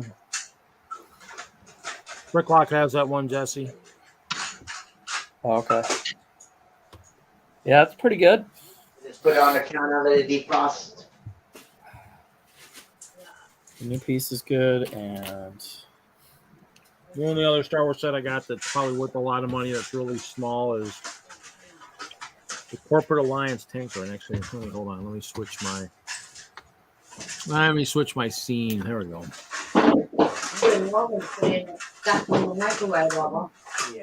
Yeah. It's got a Django Fed in it, not the one from. And actually, I was at Bricks and Minifigs today, and they actually had a. Only problem is the box has a crease in the back, but they had a Django Fett Slave 1 at the Bricks and Minifigs day. I kind of had to laugh. I was like, holy Toledo. You did want $460 for it, but something like that. Oh, And then what else? precious little sorting done tonight. What else did they have? They got some trains. I should have shown that when Hoosier was on. They had the white bullet train for $185. They had the blue cargo, which I have sitting over here in a box, for $230. Of course, the Emerald Knight at $425, and then they have that yellow passenger train. That one didn't look like it had a price on it. Oh, and I forgot to say I did bowl only average tonight. I started with a 214, went to a 183, down to one of the lowest games I've bowled in a long time, 145. I had 4 splits. It was an ugly game. Plus, I was sweating my ass off. I don't think this bowling center knows how to use their ceiling fans properly because I was roasting. Kind of sucked. Not good. Not good at all. Other than that, I've been just, since it is football season. Oh yeah. I have been crafting, go figure. I've been crafting lately. I'm actually building a giant football stadium. So I've got 13 rows of benches right now, and I'm building it kind of like my Camp Randall in Wisconsin. So I'm actually building like a field house for like basketball or volleyball on the end. So just having fun, gotta have fun once in a while. I was playing a game the other day and I tried to save it through Steam and it crashed. Now what's funny is I'm waiting for these suckers to go on sale. I hit a Target when I was looking for some of the sets and stuff, and they got all those pen and pencil containers. I gave away most of the ones I had in Denver when I left, but they hit cheap enough, I might buy them. If they hit down to a quarter or something, they're still like at $1 because they stack nicely. Nice for parts and stuff.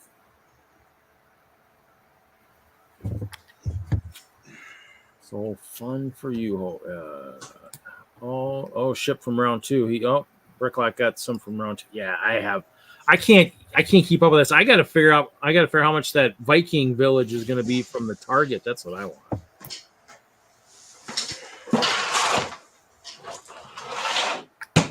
First, I was at a Target, and they still have the Elf Clubhouse from 2020 on the shelf, and they still have the bookshop on the shelf. It's like Target just seems to leave stuff on the shelves forever. Did see the new Advent calendars. They were out there. I've not seen much in the way of CMFs.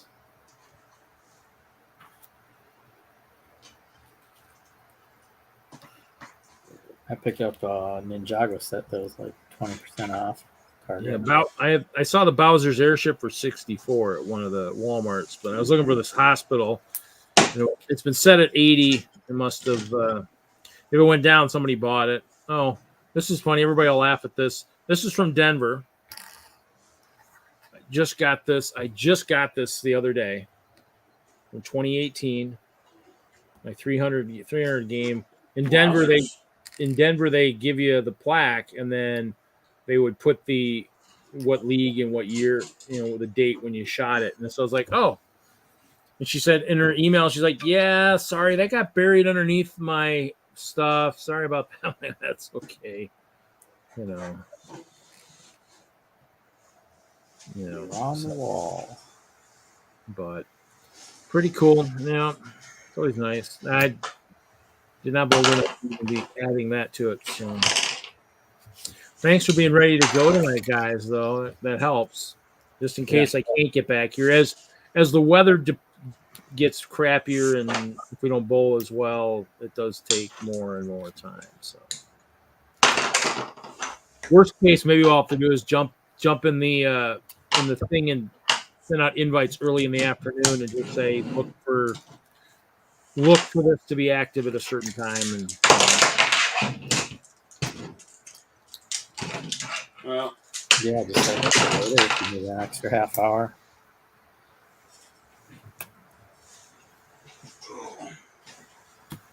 You guys remember when I built this guy? He's coming apart.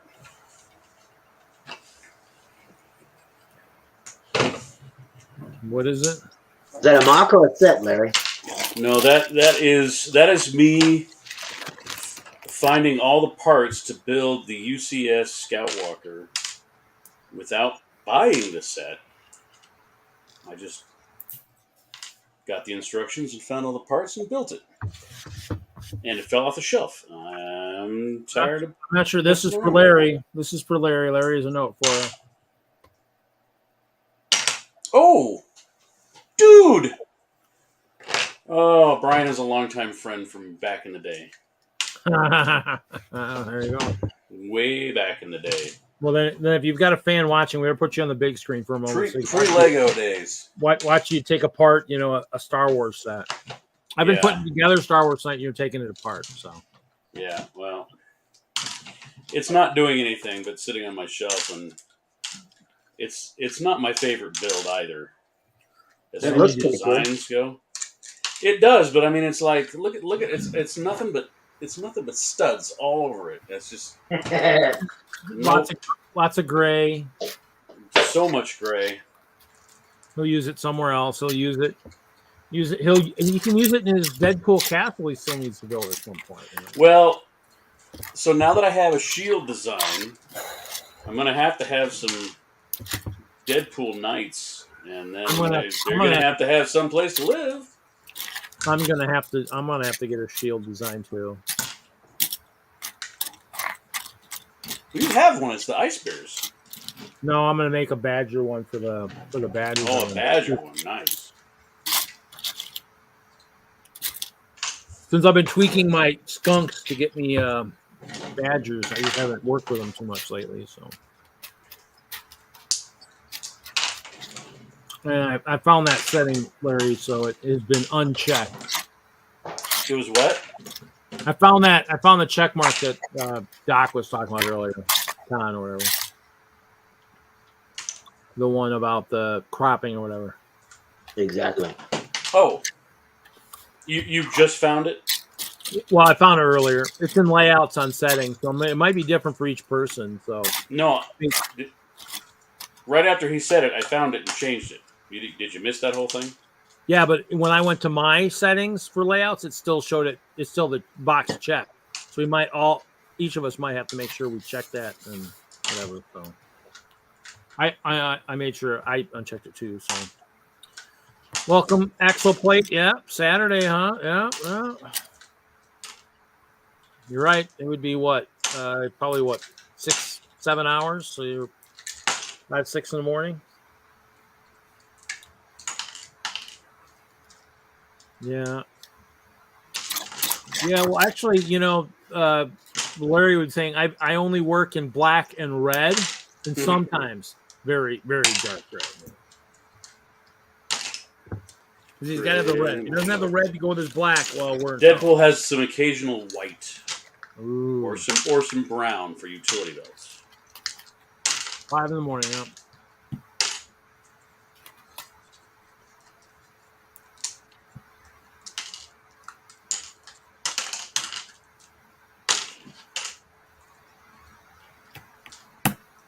I really don't feel like building anymore. Really don't feel like building. Really don't have much left. I didn't feel like sorting anymore, so that's what I'm gonna create more to sort. What a great idea! I was digging through some of my. I'm not the brightest guy. I was digging through some of my poly bags, some of my Star Wars ones, since I was building Star Wars. And this was kind of cool, and they were giving these away at a Brick World years back and whatnot. I think this was one of the things in the goodie bag. I don't know where I got these. These must have been just GWPs that went for sale afterwards. This was one at Toys R Us that I wish I'd gotten a lot more of. An Imperial Spider Bike. He was pretty cool. I think I have a few more to give away. This is from 2010. Of course, this was a GWP, the Clone Trooper. This might have been first order general. And then a first order stormtrooper. This was always a popular one. Han Solo. Han Solo on Hoth. Yay! It smells much better on the outside. And of course, the C-3PO with the red arm. Remember him when he was out there. And then, of course, this I got at Toys R Us. Yeah. I miss Toys R Us always had a lot of polybags. That was the one thing I did miss about them going. I mean, lately, I haven't found diddly squat for like polybags and stuff lately. Wonder if there is a big transitional change right now.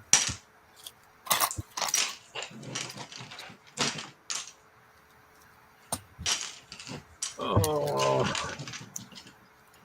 Well, yeah, but it'll never be what it used to be. I mean, that's kind of, well, it might be in Canada because I mean that's probably the only place that really truly survived. But in the U.S., I mean, even if it's in Macy's, it will never be what it used to be.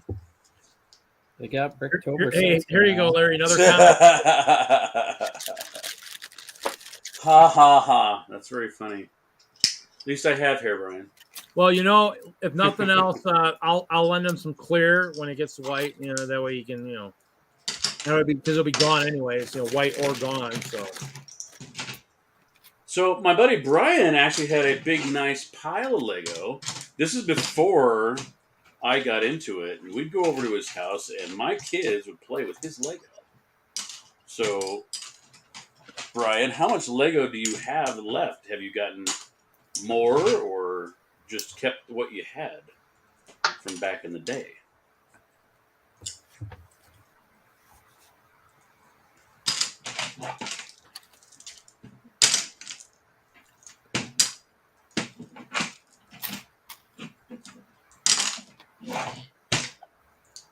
Where's the show this weekend? There was a show somewhere this weekend, or is that next weekend? You asking me? The one out east, is that next week? Yeah, that's next week. Brick Fair or Brick something. I don't know. I just see a picture of Vic with a full van of stuff. So I just.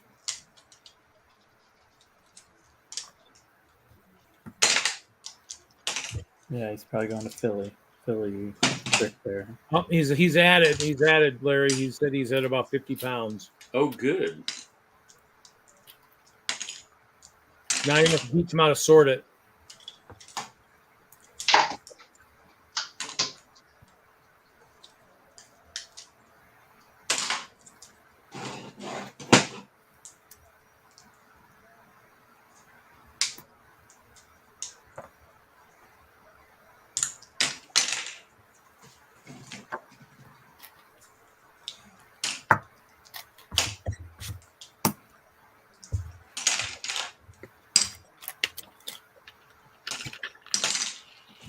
Stickers, oh no. Oh, not stickers. You have stickers in that one? There's an Instagram video of picking bricks, but just point out his A windshield. few little mechanical details. There you go. Bricklex says if Larry loses hair, he can move on to light nougat. Yeah. Bad news for y'all. My grandfather died at the age of 94, and he still had hair all over his head. It was thin. My dad's losing it all, so I get to look forward to that.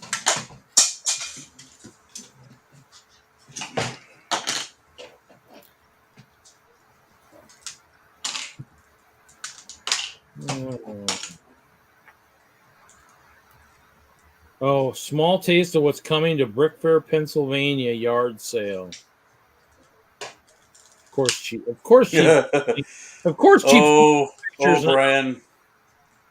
Brian, that's where it begins, dude.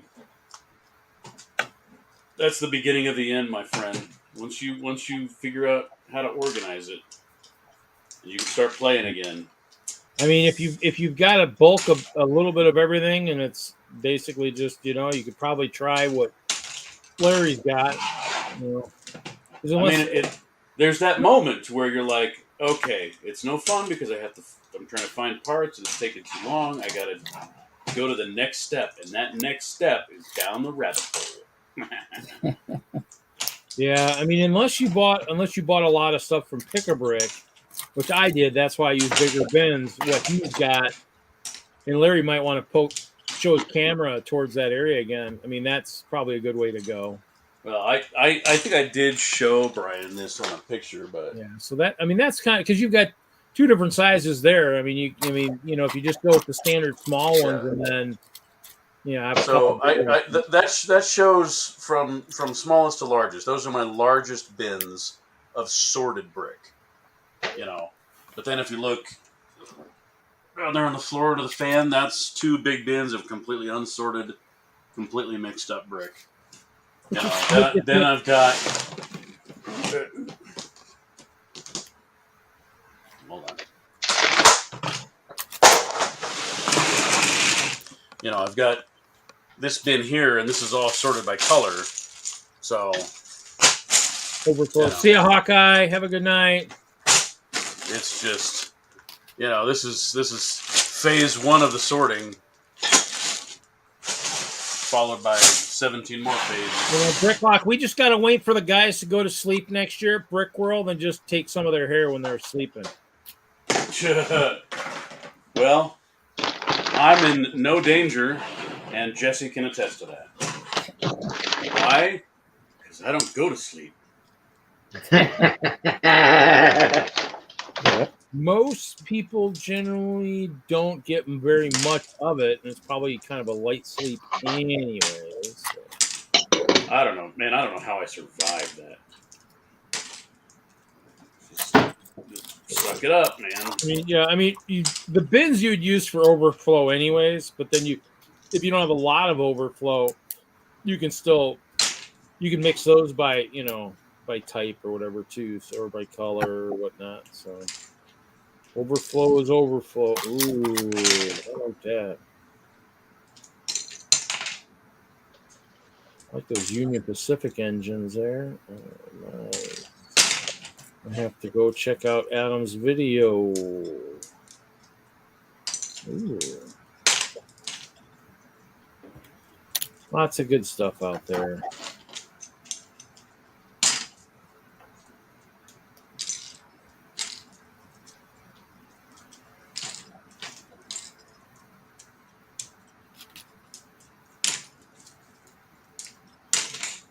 Oh my gosh. Yeah.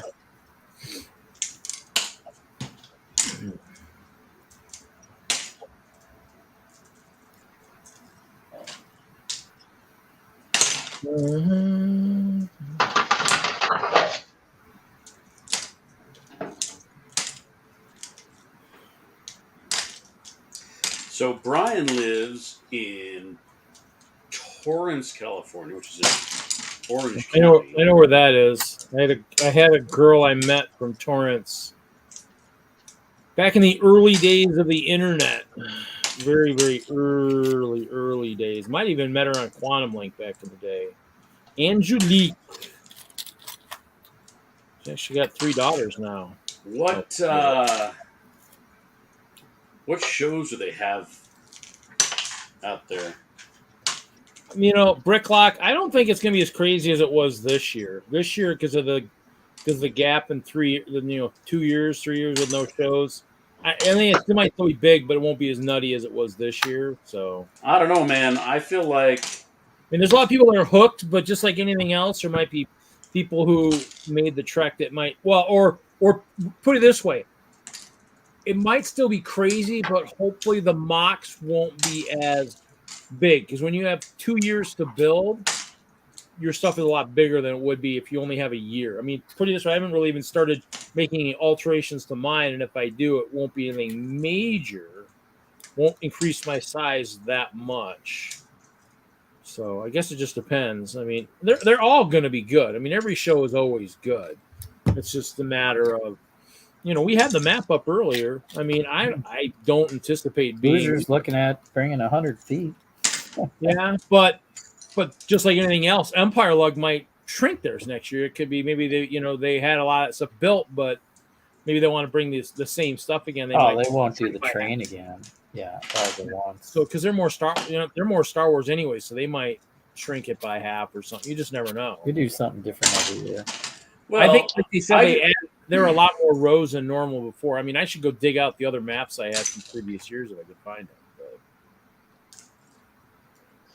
But I know that we have stirred up a large amount of interest in going, and I know that the group from Colorado is going to be 2 to 3 times the size. And I think even, it's like even some of the people that went but didn't bring anything will bring things. And we were already committed to bringing our Ghostbusters collab. And that's a sheet of plywood sized collab. Well, the other thing too is you guys were scattered all over Tarnation too. A little bit too. Oh yeah, we're gonna make sure that we're organized this time and have our lug all in one. Yeah, if you're organized this time, it might not. Instead of having all these little islands and stuff, it might be a bigger thing, so it might be that much better. Plus, there might be stuff that people brought the last time that may not want to bring it this time, type thing, Well, I know that myself and I know that Nikki are planning on, doing something bigger and better. I mean, obviously, I've got to outdo what I did. But this would be the perfect example. PeachLUG, he came from Florida down there. Yeah. Will they all make it back next year? That's a good question. They may not. I mean, that's a haul for them, probably. As long. Yeah. Well, you got Haley and Hoosier coming up. I mean. Yeah. So in the end, it might transition. I don't know. I guess I'll see. I think this year was a lot crazier because we didn't have a brick world for 2 years, other than the vertical ones. So everybody, really was, you were building probably for 2 years. Anybody who didn't do any of the virtual cons built for 2 years practically, possibly nonstop, and so their mocks were probably a lot more awesome than they normally would have been. I don't know. I guess you'll see. I mean, we'll see. I mean, we'll see. I think even if it's big, it won't be any bigger. In the end, I don't think it can get much bigger. Like you said, I don't think he wants to outgrow this hall anytime soon. I don't know. There's going to be a slumber party, I hear. Just a rumor. So, WISLUG had a collab, and I had my collab, but I would like to try and work my way into kind of seeing, what Hoosier and those guys have for too. And just kind of, because I don't have to be really anywhere, because in the end, I got one person's in, FoxLUG, one's in WISLUG, me. There's another guy that's not in a lug. And I would love to have like Zach from Colorado bring something, or even Ralph would be the one I would love to hope to have come one of these years. I don't know. I think Ralph. I don't know. He's because he can bring the camper. He doesn't participate in. But I think he's got stuff that would work well with what my collab is. It would work well. His Crocs and his bases and stuff would work really well with the collab I am going to now try to keep organizing. I think we'll have more water. I'm telling you, man, we have so much new young blood, and these YouTuber kids, I call them kids. Look at us. I know we're the old farts, man. We got you on the big screen. I don't know why I do that. I don't know why I'm still up there. Because we're all it's YouTuber kids. There might be the same amount of actual brick there, but more displayers. I think there might be a lot more smaller stuff. You might not have the epically large things, but my feeling is the enthusiasm that came out of that con is going to make 2023. When I say bigger and better, it may not be larger, but I just have a feeling it's going to go up a notch. That's all I'm saying. I may be totally wrong, but that rarely ever happens. So Yeah, I mean, from your 1 year experience, that's great. I don't know. I don't think. To me, I've been to every brick world since 2012. I mean, this was definitely one of the biggest, but we only had the virtuals for 2 years, so I get it. I think I think he's hoping he doesn't outgrow that space anytime soon, because I think he's struggling and trying to figure out where. No, I think it adapts. Different people go different sizes next year.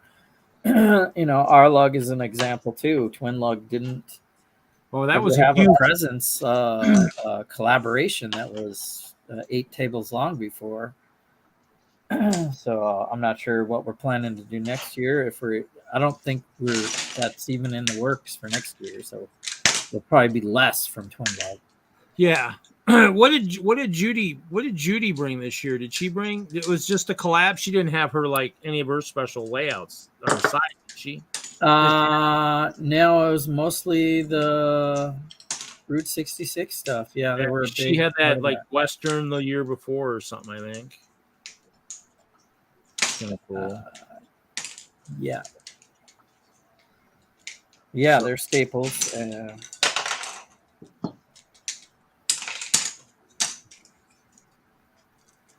We'll be back. We're gonna meet Sunday, this third Sunday. So TwinLUG meeting. Ooh, they got black spiders back on the wall somewhere.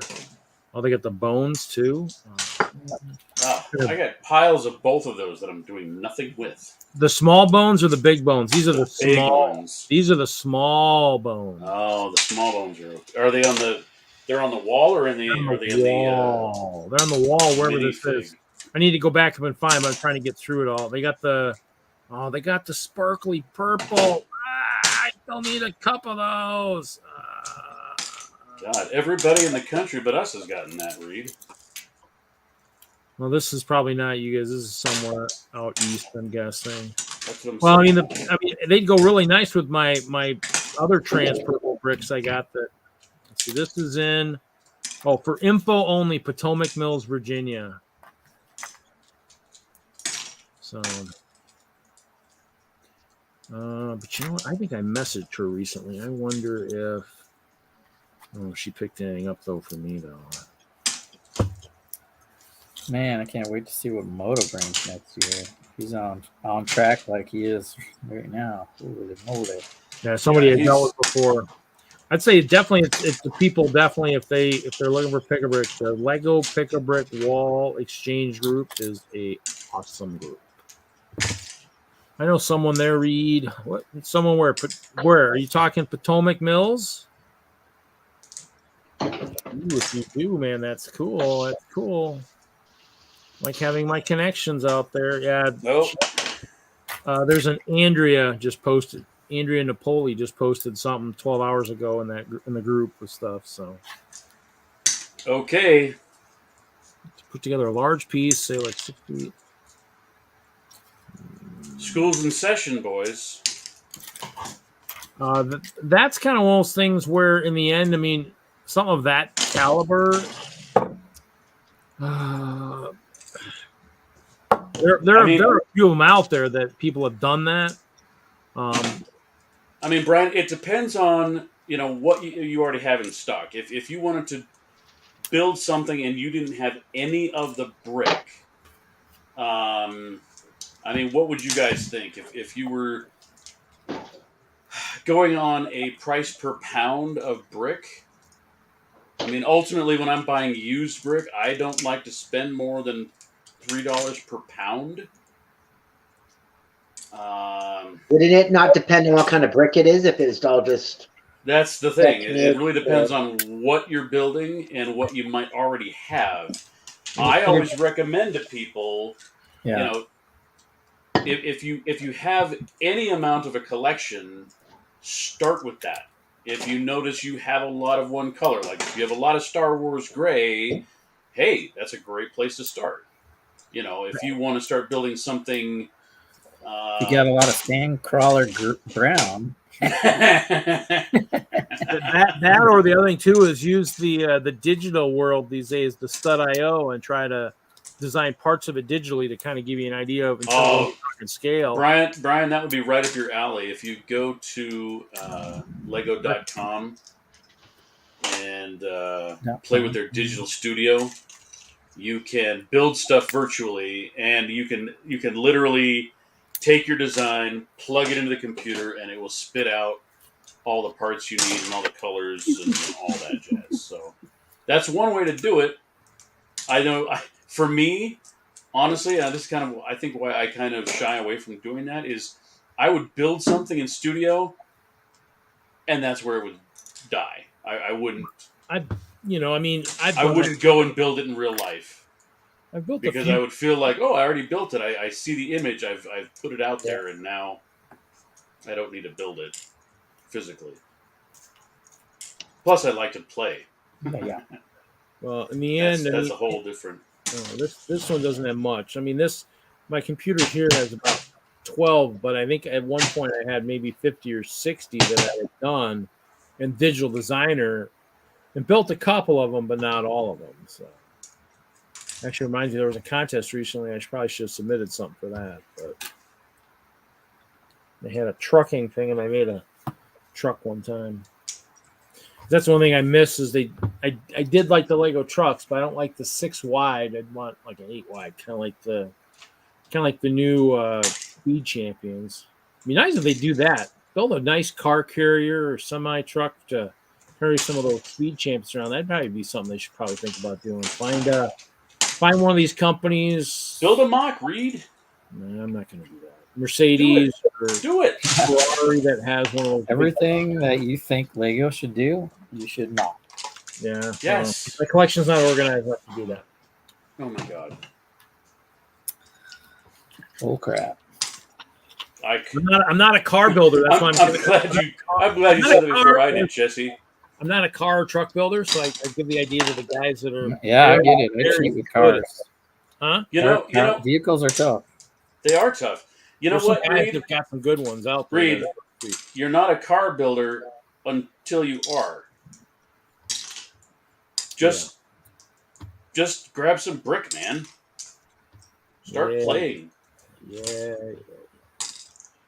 I used to do a lot more than I do now with it in 2 different places. I got stuff on my plate I need to get done anyway. So I have tons of ideas. It's just motivation and getting it done is 2 different things. Well, I think you're preaching to the choir, man. We all have more ideas than we have built, I'm sure. What did we build on that versus? Put it this way, I have all my Technic behind me for my next boat, and I haven't really... Yeah, by the way, Jesse, great part selection. Do you think? I don't know. I don't know. I don't know either. I mean, I like the challenge. That's the whole point of what we're doing. I was like, I don't know. I mean, this is not a mixel joint, so it might be, and there's some uses for it, but it's interesting. I won't lie. I mean, I think it was a good choice. And I was like, I gave him 2 choices, and he's like, "What's a thin wall panel?" I was like, "That's this piece." So I don't know if he even has a bunch or what. But. Well, you guys are screwed because I just got a whole bunch of those from the draft in Chicago. Which ones? I'll show you. I'm gonna grab this. I'm gonna grab this.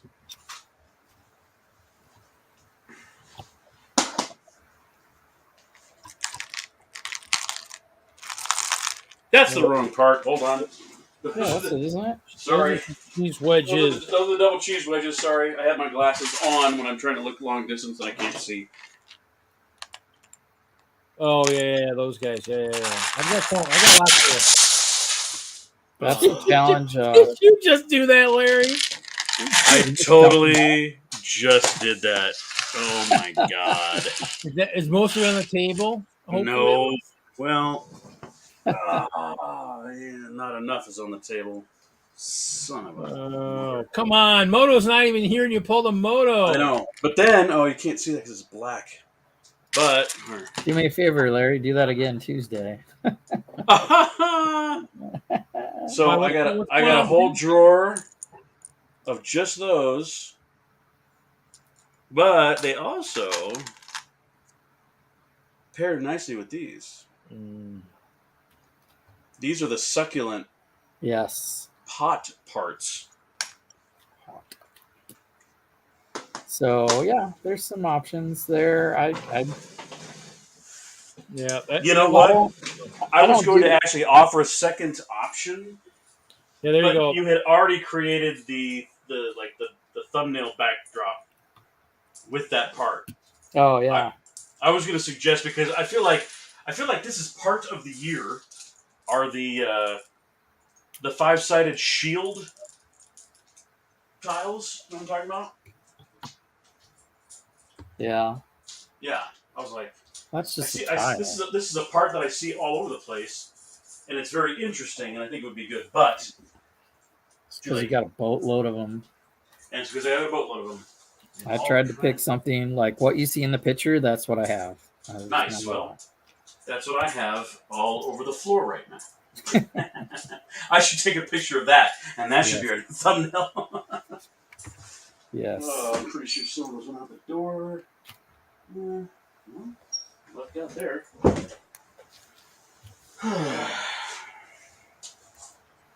Thanks, Larry. We wanted some cheap entertainment. You gave it. Thanks, buddy. Hey, I'm all about being cheap. Last time we did that, I think the last time I spilled something as bad as that is I spilled a case of something out at the Colorado Mills Lego store under the concrete. That was fun. Sound is awesome, especially over in the mall there where you don't have the walls don't have tops, so you can hear it in the next store and people are like, "Whoa, what the heck just happened over there?"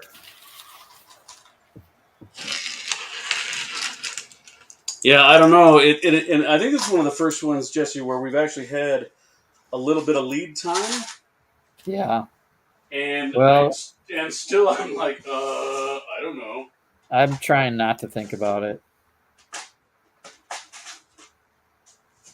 I've already got mine built. I'm just going to pull it out from under the table when you guys doing a build contest on Tuesday? What? Yep. Yeah. Yep. See, I probably gained viewers when you drop that in. Drop more. Here, just. I'm gonna take them off the big screen now that I know you're gonna drop anything now. Icebergs to Heaven versus 90 minutes. We have 90 minutes to build, and it's a seed part. So the seed part is that thin wall panel. 1x2, the 1x2 wall panel. Well, yeah, the 1x2 is the focus seed part, and you can use any other parts. You don't have to have all transparent 1x2 thin wall panels. It can be any color. You can use other parts. Do I have that right, Larry? Do I have that right, Larry? Like in a seed challenge? I'm sorry, what? Do I have that right? You can use any parts. Oh yeah. You just want to focus all the parts. In fact, you can use just that one seed part as long as that seed part is the main focus of the build. However, that's really, really challenging and usually you've got to have some big, obnoxious, weird part. But a part like this, we're going to want to use a lot of them in order to make it the kind of the focus and the main. Yeah, unless you're building a larger than life vehicle or something in there, using a bunch of them for the windscreen. Otherwise, maybe some way to use molding on something, I guess, maybe a building. Everybody's got different ideas. That's the beauty of it. Maybe it'll be a chair. Maybe somebody who uses a chair like that weird part I did in the Thor build. You know. Is it done? Is it done, Jesse? Yeah. So I'm mounting. You're loose right now. What are you mounting? I'm putting the feet into. It has. Is it after hours? Here, I'll show it. That one's coming up. Hold Not on. yet, but it might have to be if it's going to be like the feet that. have a Technic piece with that in the plate for the 4 feet to like. Oh, okay. That's actually a smart idea. Makes it easy. So it makes the mounting easy. Right. So I'm mounting the feet, the heel of the foot into, because not sure how this leg bends.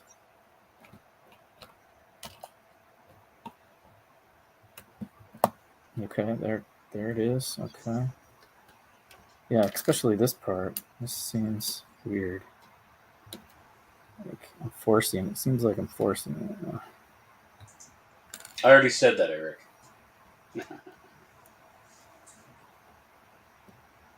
There. Hey, nice. All right, so let's go over some parts usage on that thing. Okay. We got some plants falling off here. Hold on.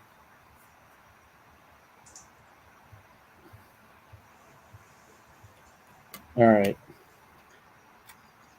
Parts usage. You can't even see the whole thing on the screen. It's such a tall neck. No. Right? Huh? Oh, I get it. Are those white throat pieces the kind of the curved shield? Yeah, the curved. Nice. It's a 1x2 bow. Yeah, they're put on there pretty well. I just love that it's got white, dark gray, tan, blue, all kinds of a little colors. sand or medium blue on there. Mm-hmm. Yeah, the mounting's kind of weird right now. I don't know if I did that right. It's really arched up, but I guess, I don't know. I haven't played the game, so. Yeah, technique wise, it's cool. I had more fun doing the scenery really down here at the base. Yeah, making that oval. That reminded me of the way the botanicals are made. Yeah, she's a cool minifig. But the botanicals use that rounded look to the pots that have to hold all of the structure that's above it. So they have to be pretty intense, but again, on their side. What's that little guy? Yeah, there's a little baby. He looks like a Raptor Panther robot thing. Yeah. It's a kangaroo robot. Yeah, you'd have to play the game. It's like the West, rugged West meets future robot animals. Because you have a city, I have a city street light here. Oh, okay. That plant has wrapped around, and so you're just a topic city. Oh yeah, and actually, there's actually a few of those shields I see on. You got white and tan. There's shields. And tan. As far as parts available, yeah, it's worth getting because the price per piece was not bad, and let's highlight the head there, the Enterprise saucer looking head. Yeah, it's a little posable there. Good round way, learning how to do round, and that actually looks like an Enterprise ship from that angle. That's awesome technique. Yeah. You can mash it up and do your Enterprise long neck. And how about those tail pieces? Surfboards. Oh, nice. Or snowboards. Snowboards. Yep. This is coming from the skater, ladies and gentlemen. I'm done. I don't know how I got that done. I built a set on the stream again. You're welcome. Yay. And that was how many pieces? 1,200? 1,222 darn pieces. Is it going to be displayed, or are you going to take it apart in a few bits and use the pieces? I'll leave this together and maybe put it by the Monkey Kid stuff. Put it by the Monkey Kid mech or something. I don't know. So there are no Sanctum pieces on it? No, yeah, I didn't need it for the Sanctum. I do as far as the Dungeons and Dragons stuff I'm building. This character. Oh yeah, she's done. I mean, she's gone. That's like barbarian hair or something. Yeah. The hair. Does she have a like gems in her hair? What is that? Like a dual molded deal? What is that? That's some dwarf hair. Go to her ear, her right ear. What's going on there? Is that a ring? Yeah, it must be like a. Well, it might be like, I don't know. Maybe it's part of the game, you know, like your earpiece. Right, it's an earpiece. Yeah, cyber thing can talk to her. Is that like a trans ring that's molded within her hairpiece? Yes. That's cool. Yeah, so her. Yeah, like take the hair off. Yeah. That's called a focus. So that's built into the According hair. to Eric. The braid is good, and you need that to operate the technology in the game. It links you up to it somehow. Yeah. Oh, look, she's even got an ear printing on her ear. Nice.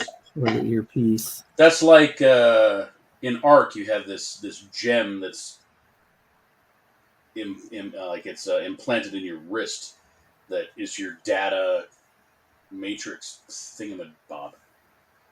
Two faces, but yeah. Fig barf that and change the head and make it a D&D like barbarian girl or something. Yeah. And is the bow in white new color, or is that just no? I've never seen the bow in white. Okay.